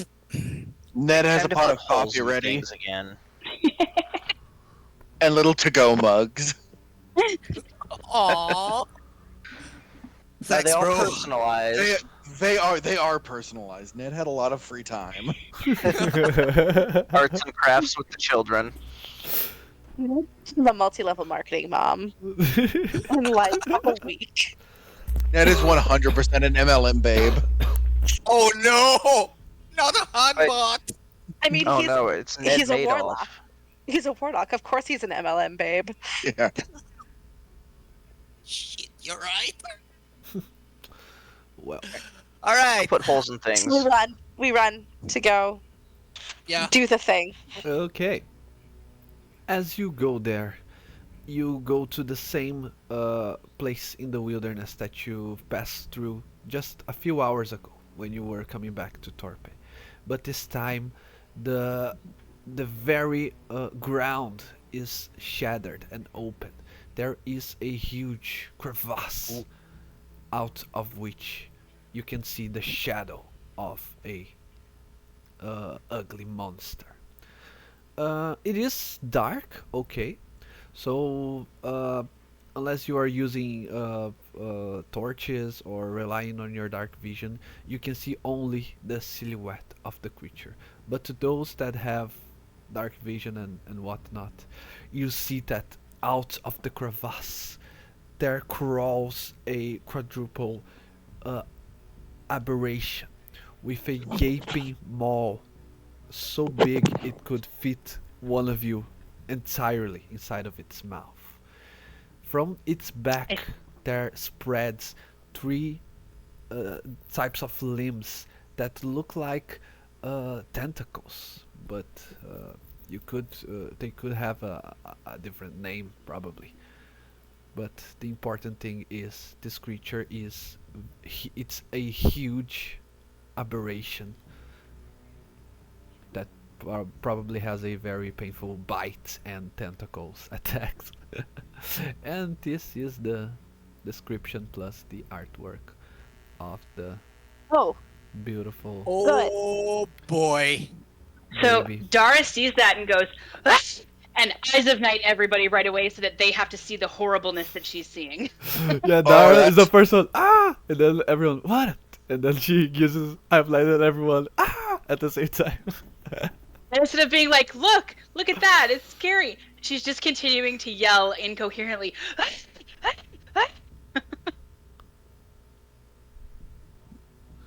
Ah!" Yeah. Ah, Dude. Ugh. Roll for initiative. yeah, Blythe. Yeah. Alright then. Mm. why does this feel familiar? A hot 8 for Nettles. Oh, that's a horrible roll. 13. Damn, we are. I'm at 13 Very too with mediocre my right now. boost. Sorry, my page is taking 5 ever to Oh, load. hang on. While we're rolling for initiative, does this look like anything that I would have been familiar with in the Underdark? Ooh, probably. Or anything Ned's familiar with from his patron. Oh. Yeah, both Or of you. Urist. I don't think Urist. Urist, you can make a history check with disadvantage, but Ned and Dara, you can make a Arcana or history at normal because you have a closer. Roll one. Just let me roll my initiative. I thought that was in that one. 7. Sorry, I'm still Wow. thinking. I rolled at a disadvantage and I got 2-3. Oh no. Wow, what a mediocre set of rolls from everyone but Dara. I got a 10. Yeah. Dara, the most you can know is the description on its bio that I just showed you. Okay. You can note that the creature is called an Ophiug, or in this case, a Neo Ophiug, a larger and deadlier breed of the same creature. But you don't possibly know who could have brought it here and with what purpose. Okay. Okay.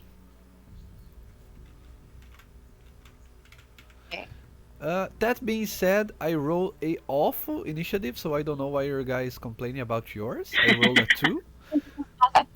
So Dara, after that, it is your turn. You already gave Eyes of Night to everyone, so you have your Yes. first turn right now, starting now.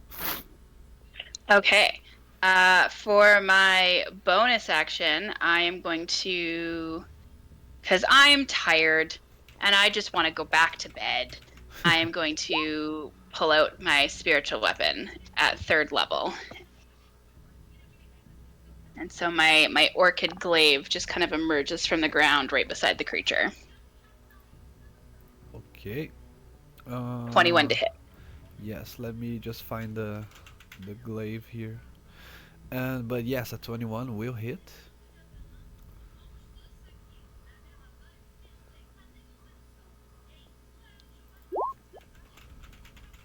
That was shitty. 10. Why is it only doing 1? It should be 2.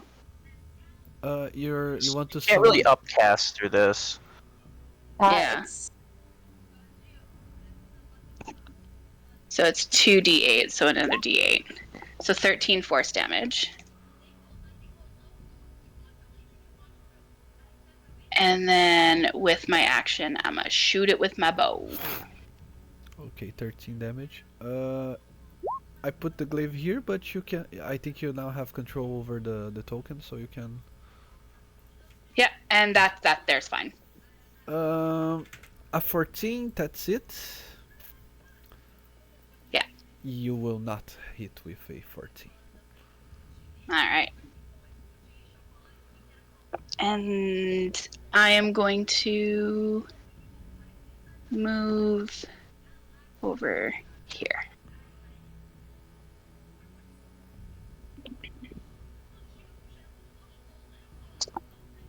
And that's it for me. Okay.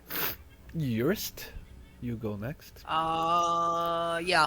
I think I think I'll dash, cause I can't reach, cause 25 is here. So yeah, full movements here. No, at this point here. So I am not in my companion's line of fire. Okay. Uh, you prefer to dash or to walk your movement and prepare an action for when it comes closer? Uh, Ooh, no, I'll dash. I don't want it to get closer to Okay, my yeah. Makes squishes. sense. I'd rather keep it like locked in melee and tank. Okay.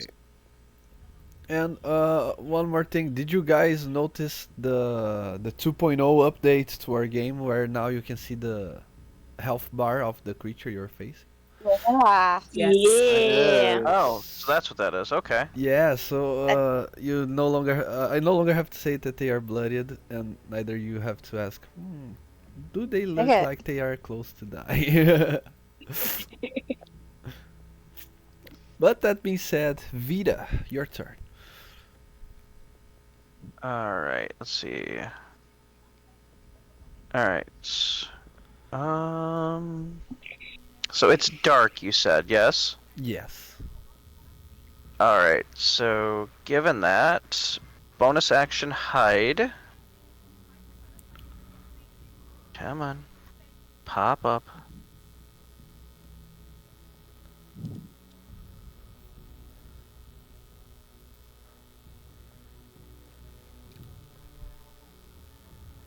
$28. And then that should give me advantage because it hasn't gone yet. Mm-hmm. So 1.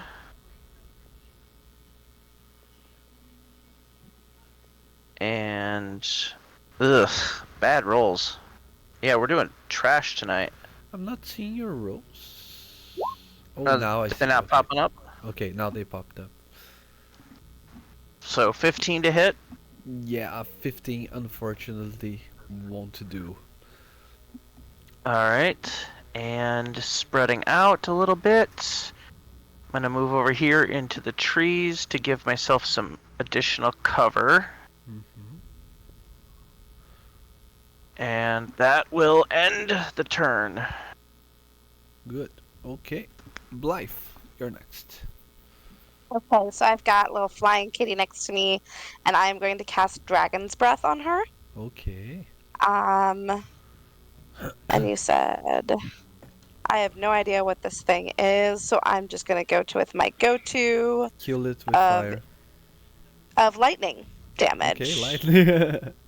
Yeah, kill it with lightning. Crackle, crackle, spike, spike. So that'll be my action on this turn is casting it on her, and then she is going to. I need to. 15. Okay, so she's gonna move.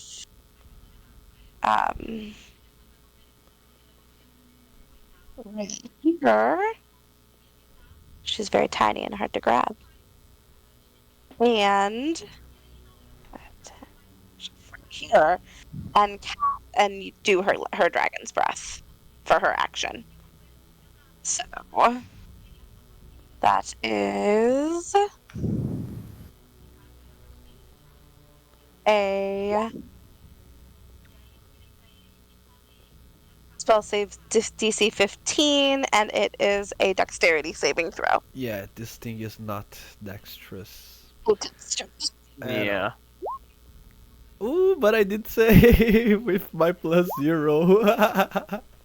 So it will take uh 5 lightning damage. 5 lightning. Yeah, your lightning lands true on him. He doesn't resist it. And that's gonna, and then I am going to just kind of position myself right here, I think. Yeah, right there. And then I'm good. It's my turn. Okay. Nedgar. Uh, you are kind of. Would you say you are rusty with your spells and movements? I don't think Ned's rusty. I think Ned's just going to take a different tact than he normally would. Ned is going to start. He's going to start walking forward and goes, Jesus Christ. So do you like shit out of your mouth or do you breathe with your ass? How do you tell the difference between the two of them? And he's going to cast Vicious Mockery. Vicious mockery. Maybe That's a DC. Before that, he's also going to bonus action Hex him to give him disadvantage on strength checks. Okay. Nice. And so he needs to roll a DC 16 Wisdom save. And he did saved with a +1. Oh. Ugh. Okay. I'll put a purple dot for Hex. Purple Hex Strength. Hooray. Purple rain. Anything else, Nat? That's my turn. Squiggly. I'll have Squidly fly up and give the help action to Urist. Okay. Okay, for the Ophug's turn. I don't know how to pronounce, but it's a made-up word, so who cares? Yeah, something like that. The first thing that you notice as soon as you start hitting the thing, you are throwing your spells, you are shooting your arrows and bullets at it, but the creature is receiving and he doesn't emit a sound. Only his normal sounding of breathing and of a normal living creature would do. But now, on his turn, for the first time, he speaks to you. But instead of speaking with his mouth, he reaches everyone's head at the same time, saying, "Prepare to be devoured." And that is what he'll try to do. He makes 3 attacks.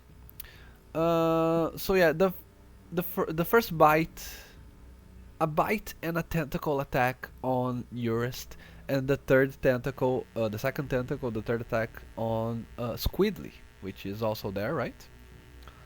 Yes. Since he is okay. So Urist, Squidly. Oof. Ooh. Okay, I get the bite. Squidly go bye-bye. Actually, no. I'm going to use my reaction. Oh wait, that's investment of the Chainmaster. Wait. Yeah. Is that just standard Chainmaster, or is that investment that I can give him resistance with my reaction? I think that's investment. Let me double check. I'm checking too, because I can't remember if that's just standard Pact of the Chain or if that's investment. Yeah, it's investment. No. Damn, I got rid of that. Oh well. You can use your reaction to get granted resistance against that damage. Oh, yeah. Oh well. Toodle squitters. So it's 18 piercing. And you must succeed on a DC 17 con. So I get down to 25. Okay, I have advantage. Give me a sec. Character sheet. Constitution saving throw. DC 17, huh? This is the first. It's a 23. I already saved. Okay, Nice.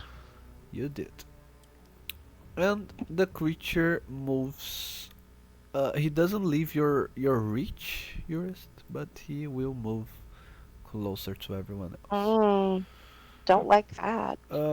I don't think No. the spiritual weapon can give attack of opportunity, right? No, it does not. No, it doesn't. Okay, but now it is your turn, Dara. You can move it and attack with it. Yeah. Bonus action, move, and attack.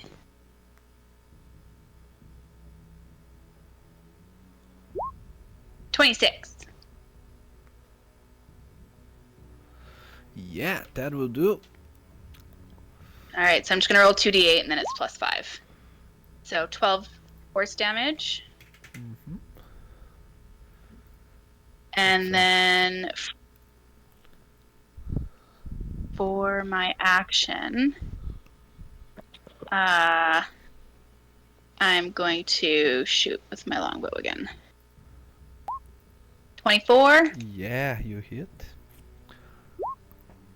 8 piercing. Nice.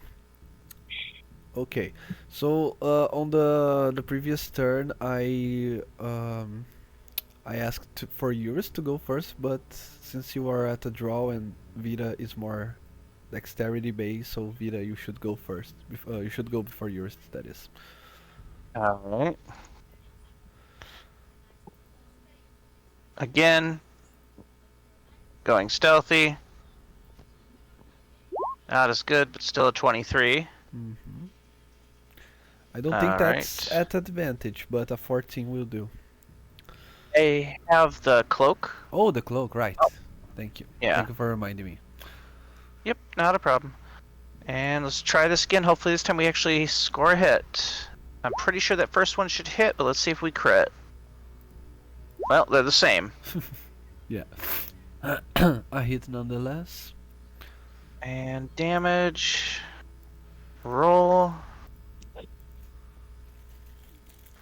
Eh. Where did it go? 2d8 plus 5. And sneak attack, nice. 11 total magic. Mm-hmm. And that's it. 18 total, you mean, right? Yeah, 18 total. Okay, perfect. You're not adding. Hmm? You are adding dexterity to the revolver, right? On that calculation. You know, I don't think it actually is. Because when you hover your mouse cursor on top of it, because you rolled 2 ones on the d8s, and it's adding 5 to that. And remember that I let you choose if you wanted to go for the DMG ones or the ones that I developed. Right. And you said it was, what was it? Yeah, you can either go for the DMG ones that I think it's 1d10 plus dexterity, or if you want to go with my firearms, they are 2 dice of damage, but you don't add any attribute. So you don't add dexterity to the damage. Only to the Okay, to so hit then kill. it should just be... Yeah, no, you're right. It should be, what was it then? Yeah, Because I was using yours. yeah, -5 on this calculation here. Okay, so 13. Perfect. Just so we are clear on that. You use your bonus action. Do you want to do anything else? No, I'm good. Okay, so now Urist. What is the damage dice though on yours? I think it's 2d8. But Okay, you don't just add making sure. dexterity to the damage. Okay. Bonk bonk. Start Bonk bonking. number 1. 24 Oof. for 23 blunt. Mhm. And bonk number 2. Miss. Crit miss. Yeah. Yours became a machine ever since I gave you this chain.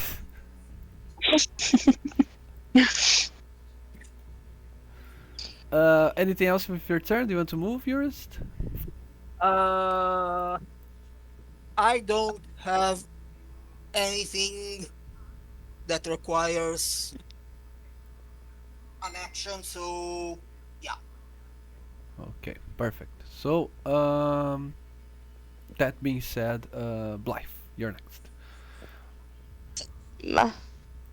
Um, so I am going to actually have Daisy take her turn first, and she's going to move here and cast her Dragon's Breath.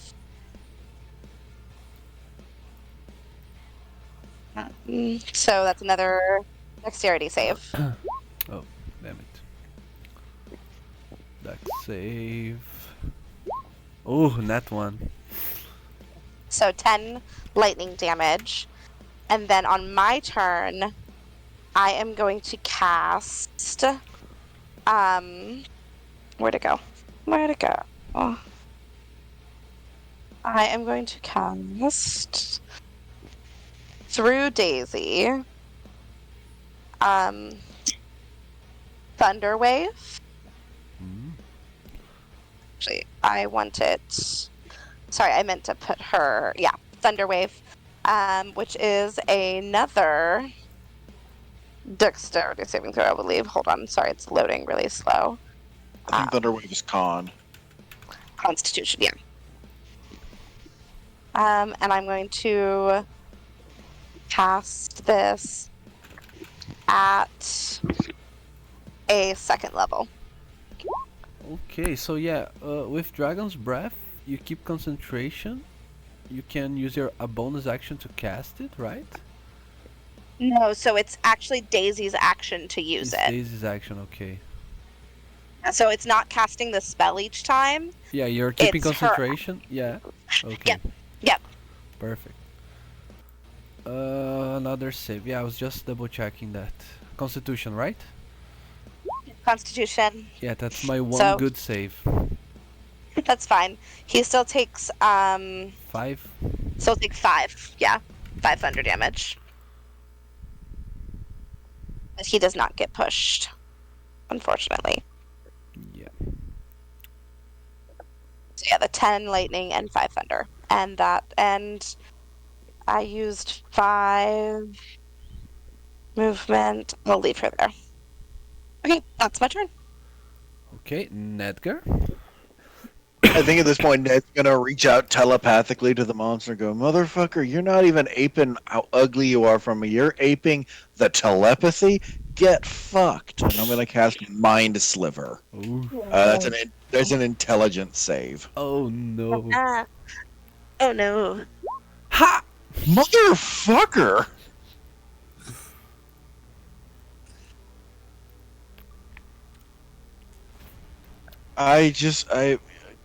Okay, I'm gonna throw a bardic inspiration at Blythe, and Ned's gonna like, okay, I think I'm gonna go back. I'll go find the other guy. Shut up. Your bardic is a 6. Yes. Okay, cool. Do you want to move, Ned? Ned's gonna back up. No, Ned's not gonna move. Okay. Ned is standing tall. He is standing brave. Unfortunately, because Bold. I had a little surprise if you decided to move there. Damn it.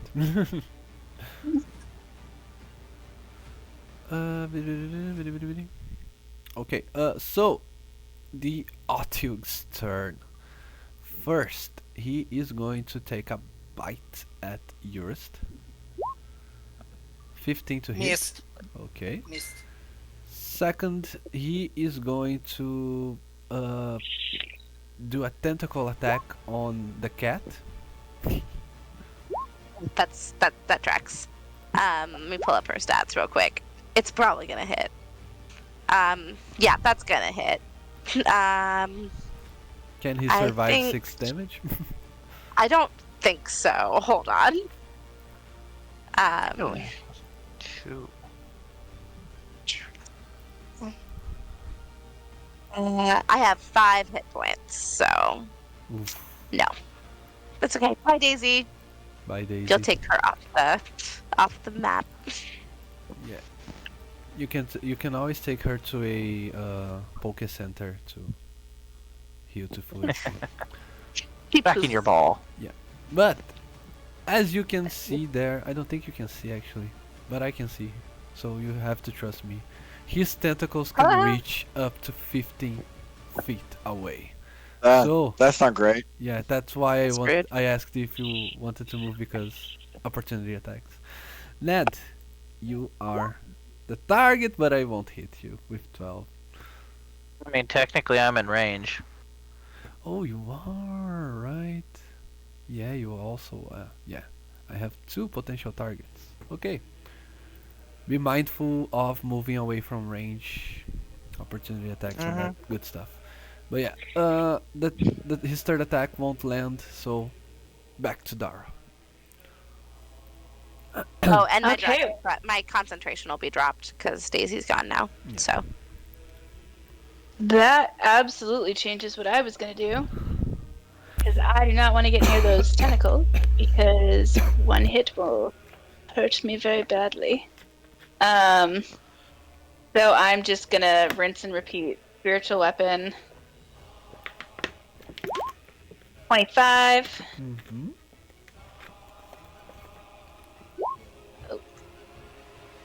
So another 12 force damage. And then longbow again. Ah, damn it, 14.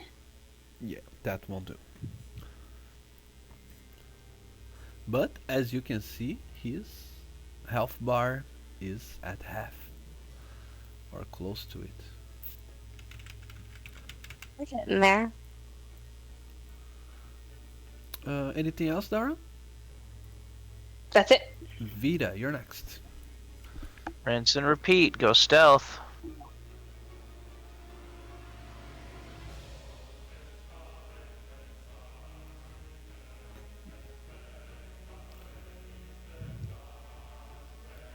And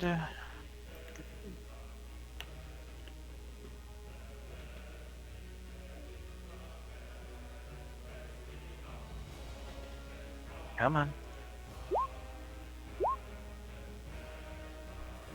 Ooh, Nat 20. 2 Nice. nat 20s. We love a rogue nat 20. So that is. And then I gotta roll sneak attack, which is another Another 2d. You double the Right. sneak as well. Do you want me just to roll 2 and double it, or do you want me to roll 4 total? No, roll 4. Roll 4. Okay. Come on. I prefer the chaos and the randomness. Yeah.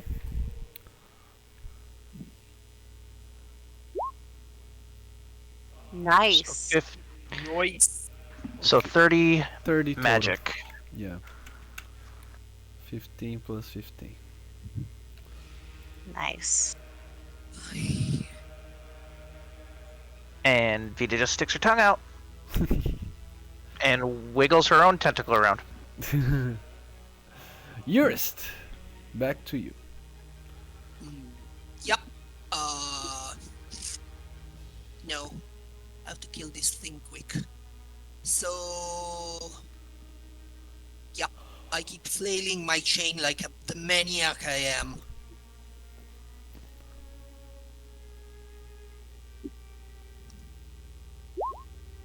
$24 Okay, for 13. 13 damage. and second attack 16. If it doesn't hit and I have my d10 of the inspiration, I will use it. You don't need to use it because a 16 is enough to hit. Okay. And that's pretty much what I'm doing. No. I will also move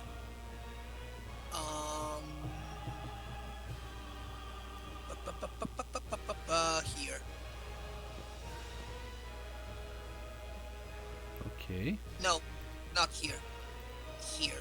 Otherwise, I'm in like Vida's firing range. But I have to be ready to move if that thing like decides to disengage from me. Okay. Okay, I'm done. Blythe, you're next. first thing I'm gonna do is move back a bit so I stay out of range. And I am going to use my last sorcery point to quicken spell and cast Guiding Bolt as a bonus action. Because why not? Oh, girl. Yeah, you I don't know why it was advantage. It Yeah, didn't need to be 24. advantage, but You still have Bardic. yeah, but 24 hits, so 24 we're hits. good. All right. Yeah, I don't know. It was leftover. And then Guiding Bolt is going to be 4d6. Additionally, if Ariel's letting us use Tasha's, you can also add my Bardic to magic damage. Has everybody been keeping track of the hex on it? Oh no, what does Hex do?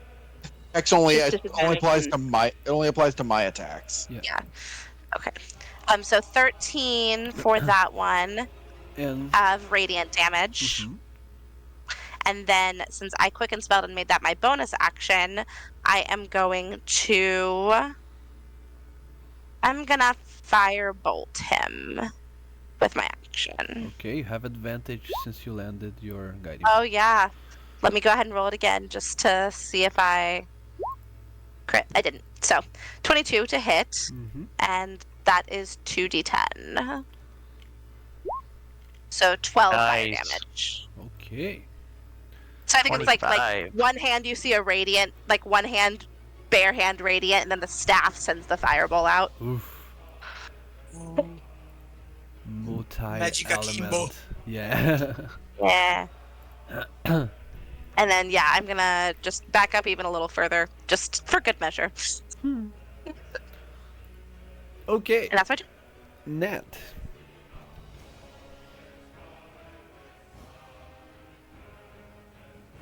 Ned? Trying really hard not to use my Eldritch Blast. Hang on. Eldritch Blast. Okay. Um, Here's what Ned is going to do. Ned is going to cast Dissonant Whispers at a second level. that'll be. That's a DC 16 Wisdom save. Okay. Where are my Do it. saves? Wisdom save. Oh, 13. So that's 4d6, and then I believe, does it take another d6 from that? Does Hex apply to that Necrotic damage? from hex, yes. Mm-hmm. So then plus another d6. 20 damage total. And then it has to, I believe it has to move 30 feet away from me. Let me check the exact I number. don't think you apply hex to that. I just double checked here. You deal an extra 1d6 necrotic damage to the target whenever you hit it with an attack. So you're the Lovely. one needing to roll to hit. Spell attack. Okay. Melee spell Yeah. attack, yeah. It can be weapon or spell attack, but it needs to be an attack, not a saving. Okay. And now it has to use its reaction to move as far away from me as its speed will allow. Okay. That's a good clutch movement right there. Because That next is. turn he would have distributed his attacks everywhere. So he has a 30 feet. Yes, and I think when Ned cast the spell, like you've seen Ned cast Dissonant Whispers from his Warlock before, but instead of like the shadowy whispers, this just sounds more like the tinkling of chimes almost. It's way more musical. Okay. Ooh, cool. So do I get an attack of opportunity as he leaves? Since this is forced movement, you don't get one. Okay. Okay, so let me just read Dissonant Whispers. I'm not frightened, right? On my turn I can just No. walk back in. No. Yeah. Yes. Okay, perfect. Be a hella powerful first level spell if it was. Yeah. I know. But that being said, I don't know if I want to get into Urist's reach or if I just want to go right here maybe. Yeah. There is a bunny person dealing lots of damage. So, uh, once again, his telepathy reaches everyone's mind as he says, I will not leave without my belly being filled by your flesh. And with that, he rushes with his 10 feet of reach on the bite attack at Vida. Vida, do you want to do anything about it? Do you want to roll? You can use the DM inspiration to subtract from my roll if you want as well. Well, he's not ending his turn within 5 feet of me, is he? He is ending. Or does No, he yeah, he count doesn't have any because of movement. tentacles? He doesn't have any movement, but both his bite and his tentacles can reach you. So I wouldn't be able to use my my skirmisher then. Because he's not within 5 feet, so... Okay. Do you That's need alright. me to use the inspiration to reduce that? What is the hit? It's not popping up yet. 21. 17. 20. No, 21 to 21. hit. 21, and then Yeah, 17 damage. 17 damage. Yeah. No, I can eat it. It's not a big deal. Okay.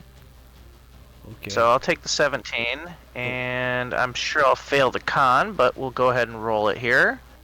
But you know what? Don't worry Okay. about it. Silvery barbs. Silvery. Okay. Oh, I made the save. I'm good. Oh, well, I already called it. Yeah, well. If that doesn't work, I can cure him. I still have all my lay on hands. Okay. Silver barbs, Blythe. Yeah, I already called silvery Okay, barbs before she made another the save. roll. So. A crit. I still Fucking made the Christ. save, so... Yeah, Yeah. you did. But silver barbs. Waste. Let me see. You have to take the second. That's or? right.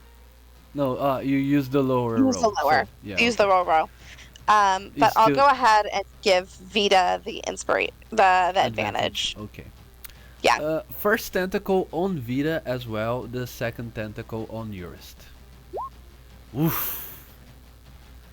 Okay, so Vita, the first tentacle that hits, and it's not on a familiar, so you're the first one to be grappled and restrained.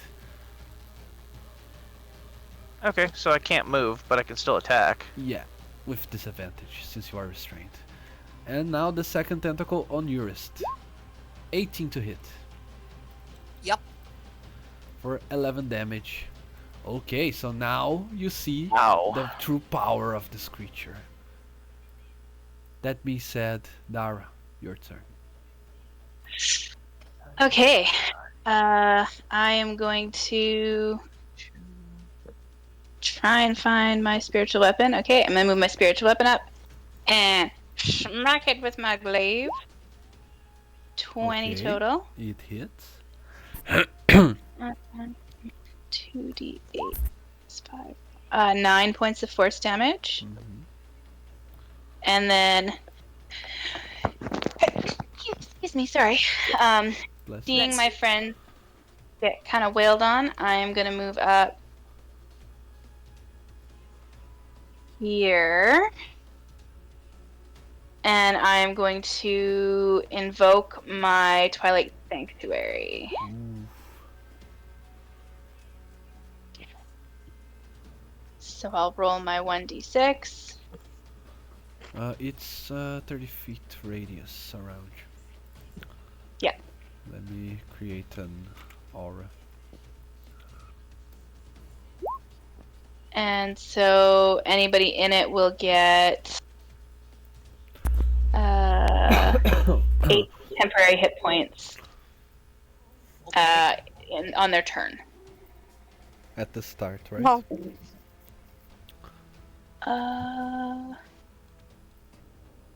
Yeah, ends your turn. At the end of your End, turn. okay. Unless you have anything else, Vita, your turn. You are grappled and restrained, so your movement is 0 and you have disadvantage to attack. Okay. So did I hear somebody say I have advantage? It gave you Yes, advantage yes, from yes. guiding bolt. Okay. So or So Stealthy that Rod. cancels out. Exactly. Now, if I use my steady aim at this point, do I then get advantage? No, no. You can't stack advantage. I Yeah. know. I'm negotiating. It's all right.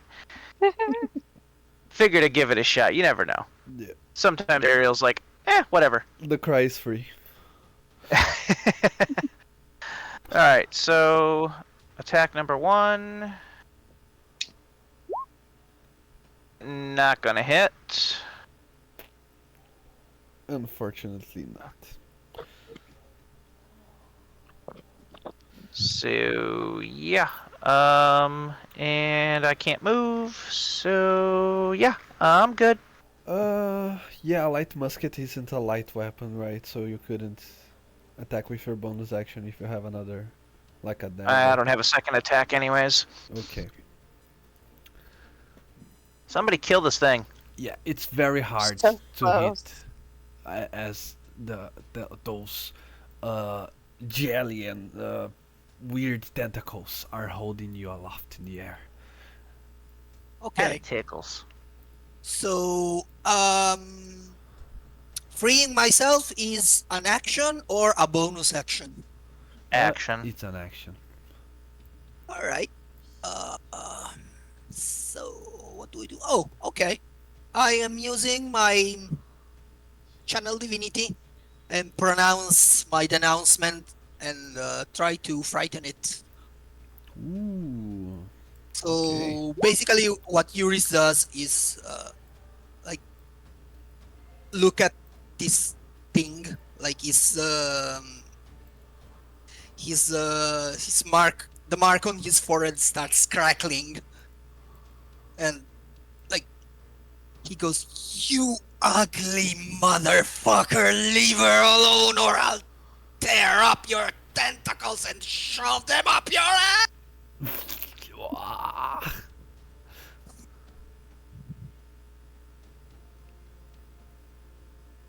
It's a wisdom saving throw, DC 12. Wisdom save. Yeah. The paladin. Nope. I did save. Not working. Sorry. I tried. Okay. My charisma is not up to par. Is that all for your turn? Uh, Unless there's something I can know, because like all the I don't have anything that's a bonus action. No, channel divinity is an action. So Yeah. yeah, done. Okay, you receive the temp HP from Dara's Twilight Okay. thingy. So I'm at a whopping 22. Okay. Blythe, you're next. All right, we need to kill this guy, so I'm going to point my staff and cast another firebolt at it. Because I can't risk him making a wisdom save on a cantrip. I'll go ahead and add my bardic as well to that.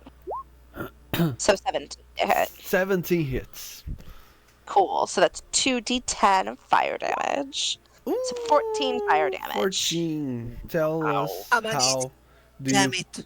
do you kill an Ophug with only a cantrip? So you see the she shoves the staff out at him, and originally it's just like a thin stream of like purplish blue fire, but she just grits in a little harder and gives it an extra push, and you see a wider burst of fire comes out at the end and just consumes the whole thing, engulfing it in fire.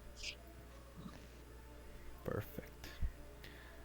As the oily uh leathery skin of the creature starts to melt thanks to the fire that consumes its exterior. Its tentacles lose strength and just poof, drops both Vida and Urist to the ground. And as you start to take a second wind after the intense moment, you see that out of the smoke of the creature's burning flesh, there rises a humanoid silhouette.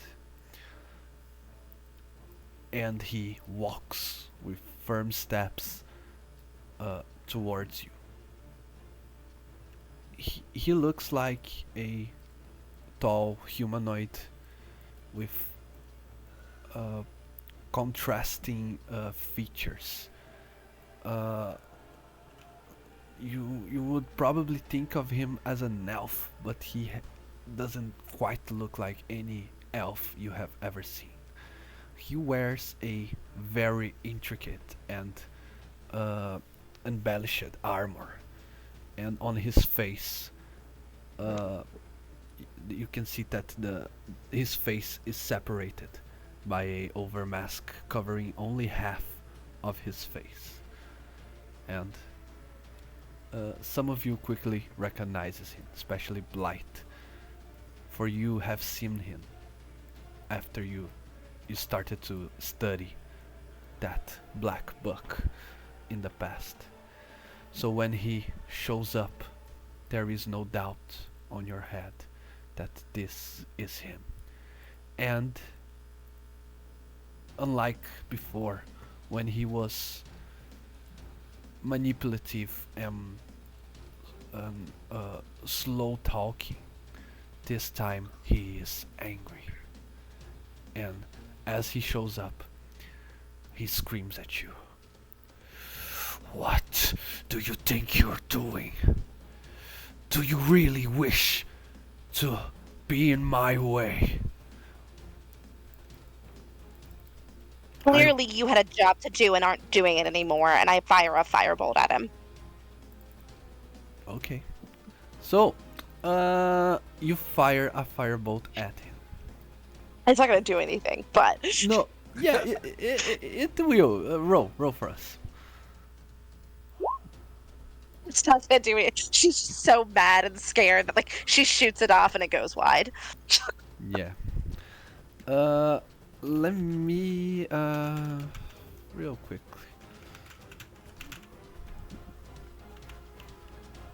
Why my internet is failing me right now?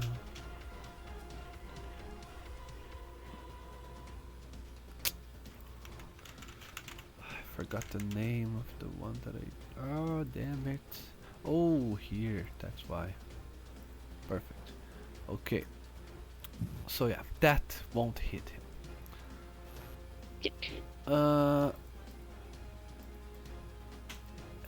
He once again. I will give you one last chance before I unleash my wrath upon you. You're dealing with powers beyond your comprehension. You're dealing with things beyond your scope. Vanished. Leave this land, this continent. Never look back. Or I'll have to deal with you personally. We'll see about that, won't we? Are you finished?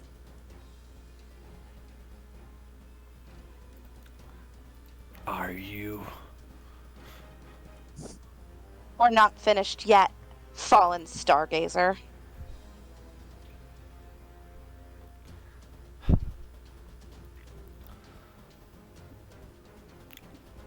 Okay. So be it. You see your beloved city there in the distance? You can say goodbye to that. Beg pardon? Don't you And he dare. starts raising both his hands and Oh no turning no! his he raises his head up, and you can see the glow both on his eyes and on his mouth. Can I cast command? You can try. Why the hell not? With DC 16 Wisdom save. Okay, I have a plus 11 to wisdom. So whatever I roll here. Yeah! And a natural 20. Yeah! Okay. Final boss mojo! Luck on the die. That's Ned is not having a good day.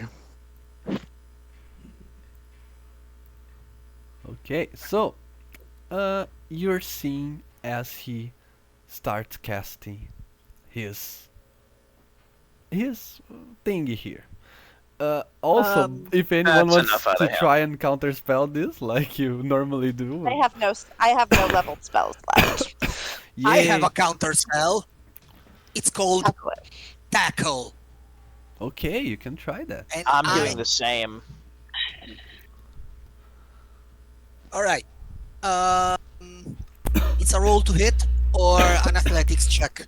And athletics. Do you want to shove him to the ground, right? Yeah, and I am using the inspiration for this. Okay, gotcha. Yeah. I have another question. Because the Neo Achiag died, can I move my hex over to the Hag King? Yes, you can. He'll have disadvantage on the strength check. How far is he from the crevasse too? Let me see if I have his token. But he just he will be He 5 came out of feet the away Neo, from the yeah. from the Yatyug. Yeah. A Wanted whopping to look. 21. 21, okay. And you're hexing his strength. You're sure about that?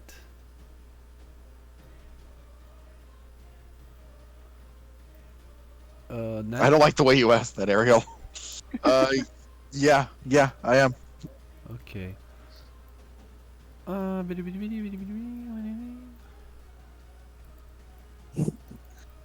One. Come on, that I'm trying one. to I'm trying Save to the- yeah, I'm trying to see if I have something here. Save the kids in Thorpe. Save the kids in Thorpe. Mina looks at him and say- speaks in Elvish. You are a disgrace to your family, to your race, and to your gender. Dishonor on your cow. I am gender fluid. Well, let's see how fluid you are when I fly you into that crevasse. I don't claim you. Okay, I'm gonna roll my dexterity, my acrobatics, because whenever you shove, the creature shoving has to roll athletics, but the one being shoved can choose athletics or acrobatics. Okay, Okay. sounds fair. So I have a plus Yeah. 11 to that. Ugh. 23. Oh my god, do we have anything? Hold I am on. going to reach Cutting into. words. Cutting words. I'm gonna use No, cutting wait. words. Wait. Cutting words? Yes! I see- Cutting words! I still have Bardic. Ah! I didn't use it. When did you receive Bardic? Because I gave the Bardic to Blythe, but I can use cutting words. cutting Oh, words. okay. What is I that? just have You roll and Uh, subtract, right? yeah. Just don't roll a 1. No, 5. because he has a 22, yeah. Okay, nice. I got him. Thanks, Ned. Clutch. Okay. I think Ned says the only gender fluid you are is the one in your sock. Oh. Oh, that was the best reaction. Okay. Ah, my god, his shit is so fucking huge. I don't know how to wield a character this strong. I have to study him. Okay. So, we're not using initiative order, right? But Urist tried something. Ned did something. Who else tried? Blythe throw the firebolt at him. So Vida and Dara, do you want to try anything? As you see He's that grappled at the moment? he is grappled and prone on the floor alongside Urist.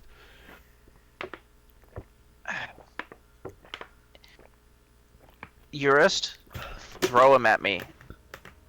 Vita's gonna fire the boots up and start heading towards the crevasse. I want to drop him in there if we can. Okay. I mean, I don't know what else we can do. I have a temporary solution, but not a long-term one. What As do you long as got? we can save Thorpe.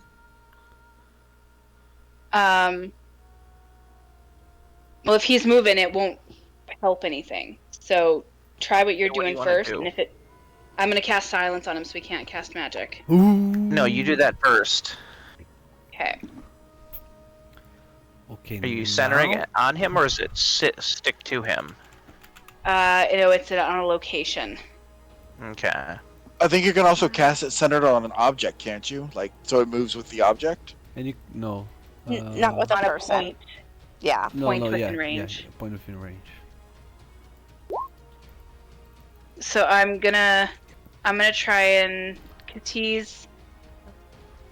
I'm gonna try and get him into, like, inside of it, and then kind of just, but on the side towards the cavern, so that if they move him towards the cavern, he's still within that no talkie bubble if he fails.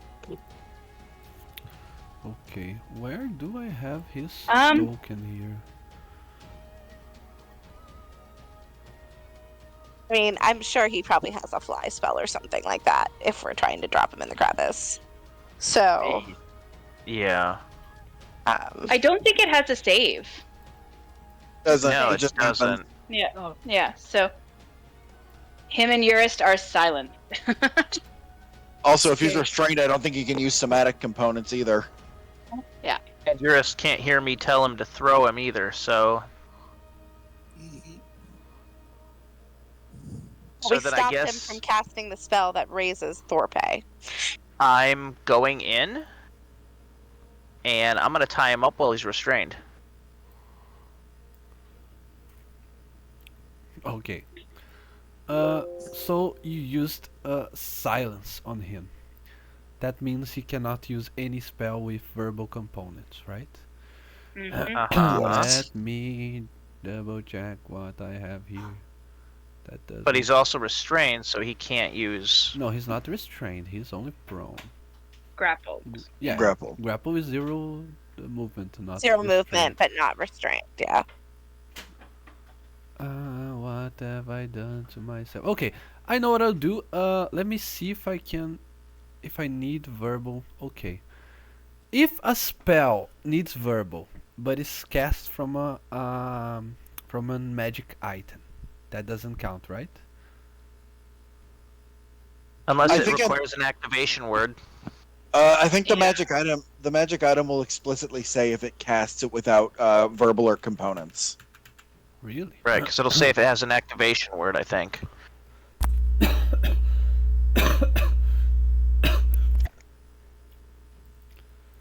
Yeah, it only says you don't spend the spell slot.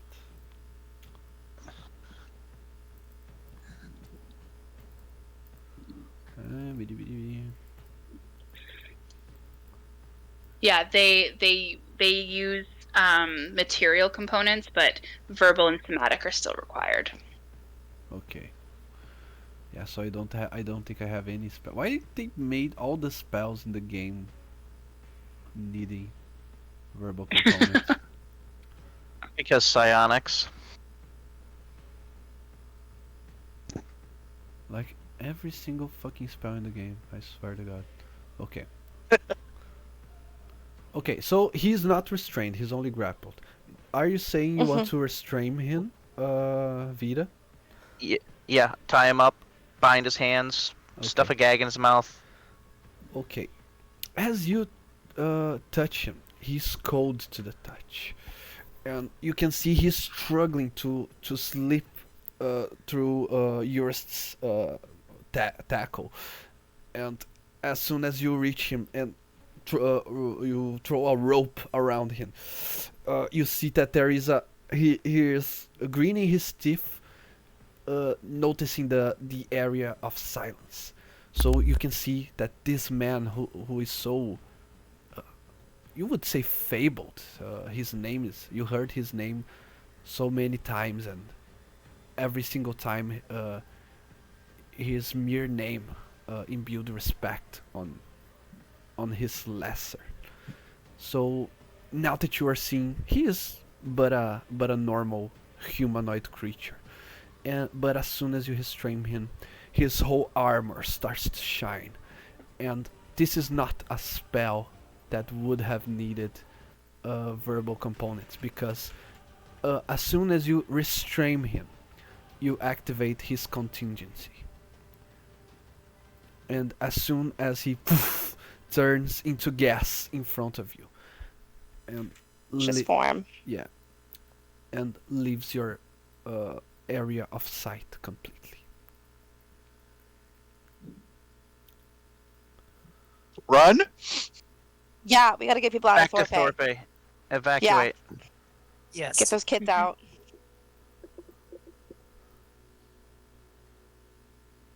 Okay. Yeah. As soon as you return to Torpe, you see that even though it's deep into the night, there are more than the usual amount of people outside waiting to see what transpires of the whole situation.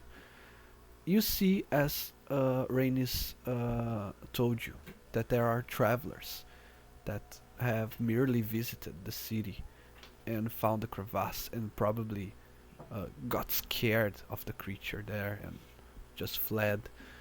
But you see others that are familiar faces to you. You see Rainis, you see the merchants, you see the kids, and they are all looking at you as soon as you enter the city with a ghastly pan on their faces, a horror expression as they look at you with tears in their eyes, and they point to the sky.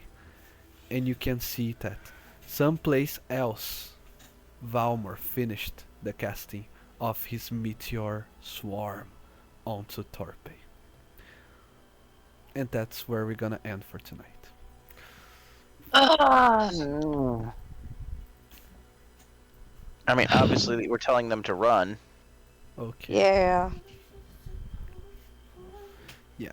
We'll see how you deal with the meteor swarm next week, shall we? Okay. Also, That, Level up. that 20d6 fire damage and 20d6 bludgeoning damage. It's fine. I'm sure they're fine. Fine, everything's Just- fine.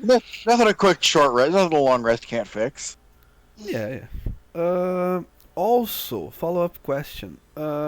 We can discuss this on the group chat later on during the week, but I really want to know, with the most advanced possible, which of the 5 red dots are you going are your intention to pursue first, because that way Yeah. Well, I mean- I can prepare accordingly. If the children are all dead, that kind of frees up And some if we're all options. dead, Yeah. Yeah, I think we've got some ideas, but we'll talk through it Yeah. tomorrow as a group and kind of figure out. I think the one south of Mons Damos is what we were talking about, but yeah, the the one that's, closest like, one. right there. But we'll talk and let you know. Okay, perfect. Yeah. So thank you guys. I hope you guys liked. Thank you Yeah, to everyone good on Twitch session. chat. Yes. Yes. Do we need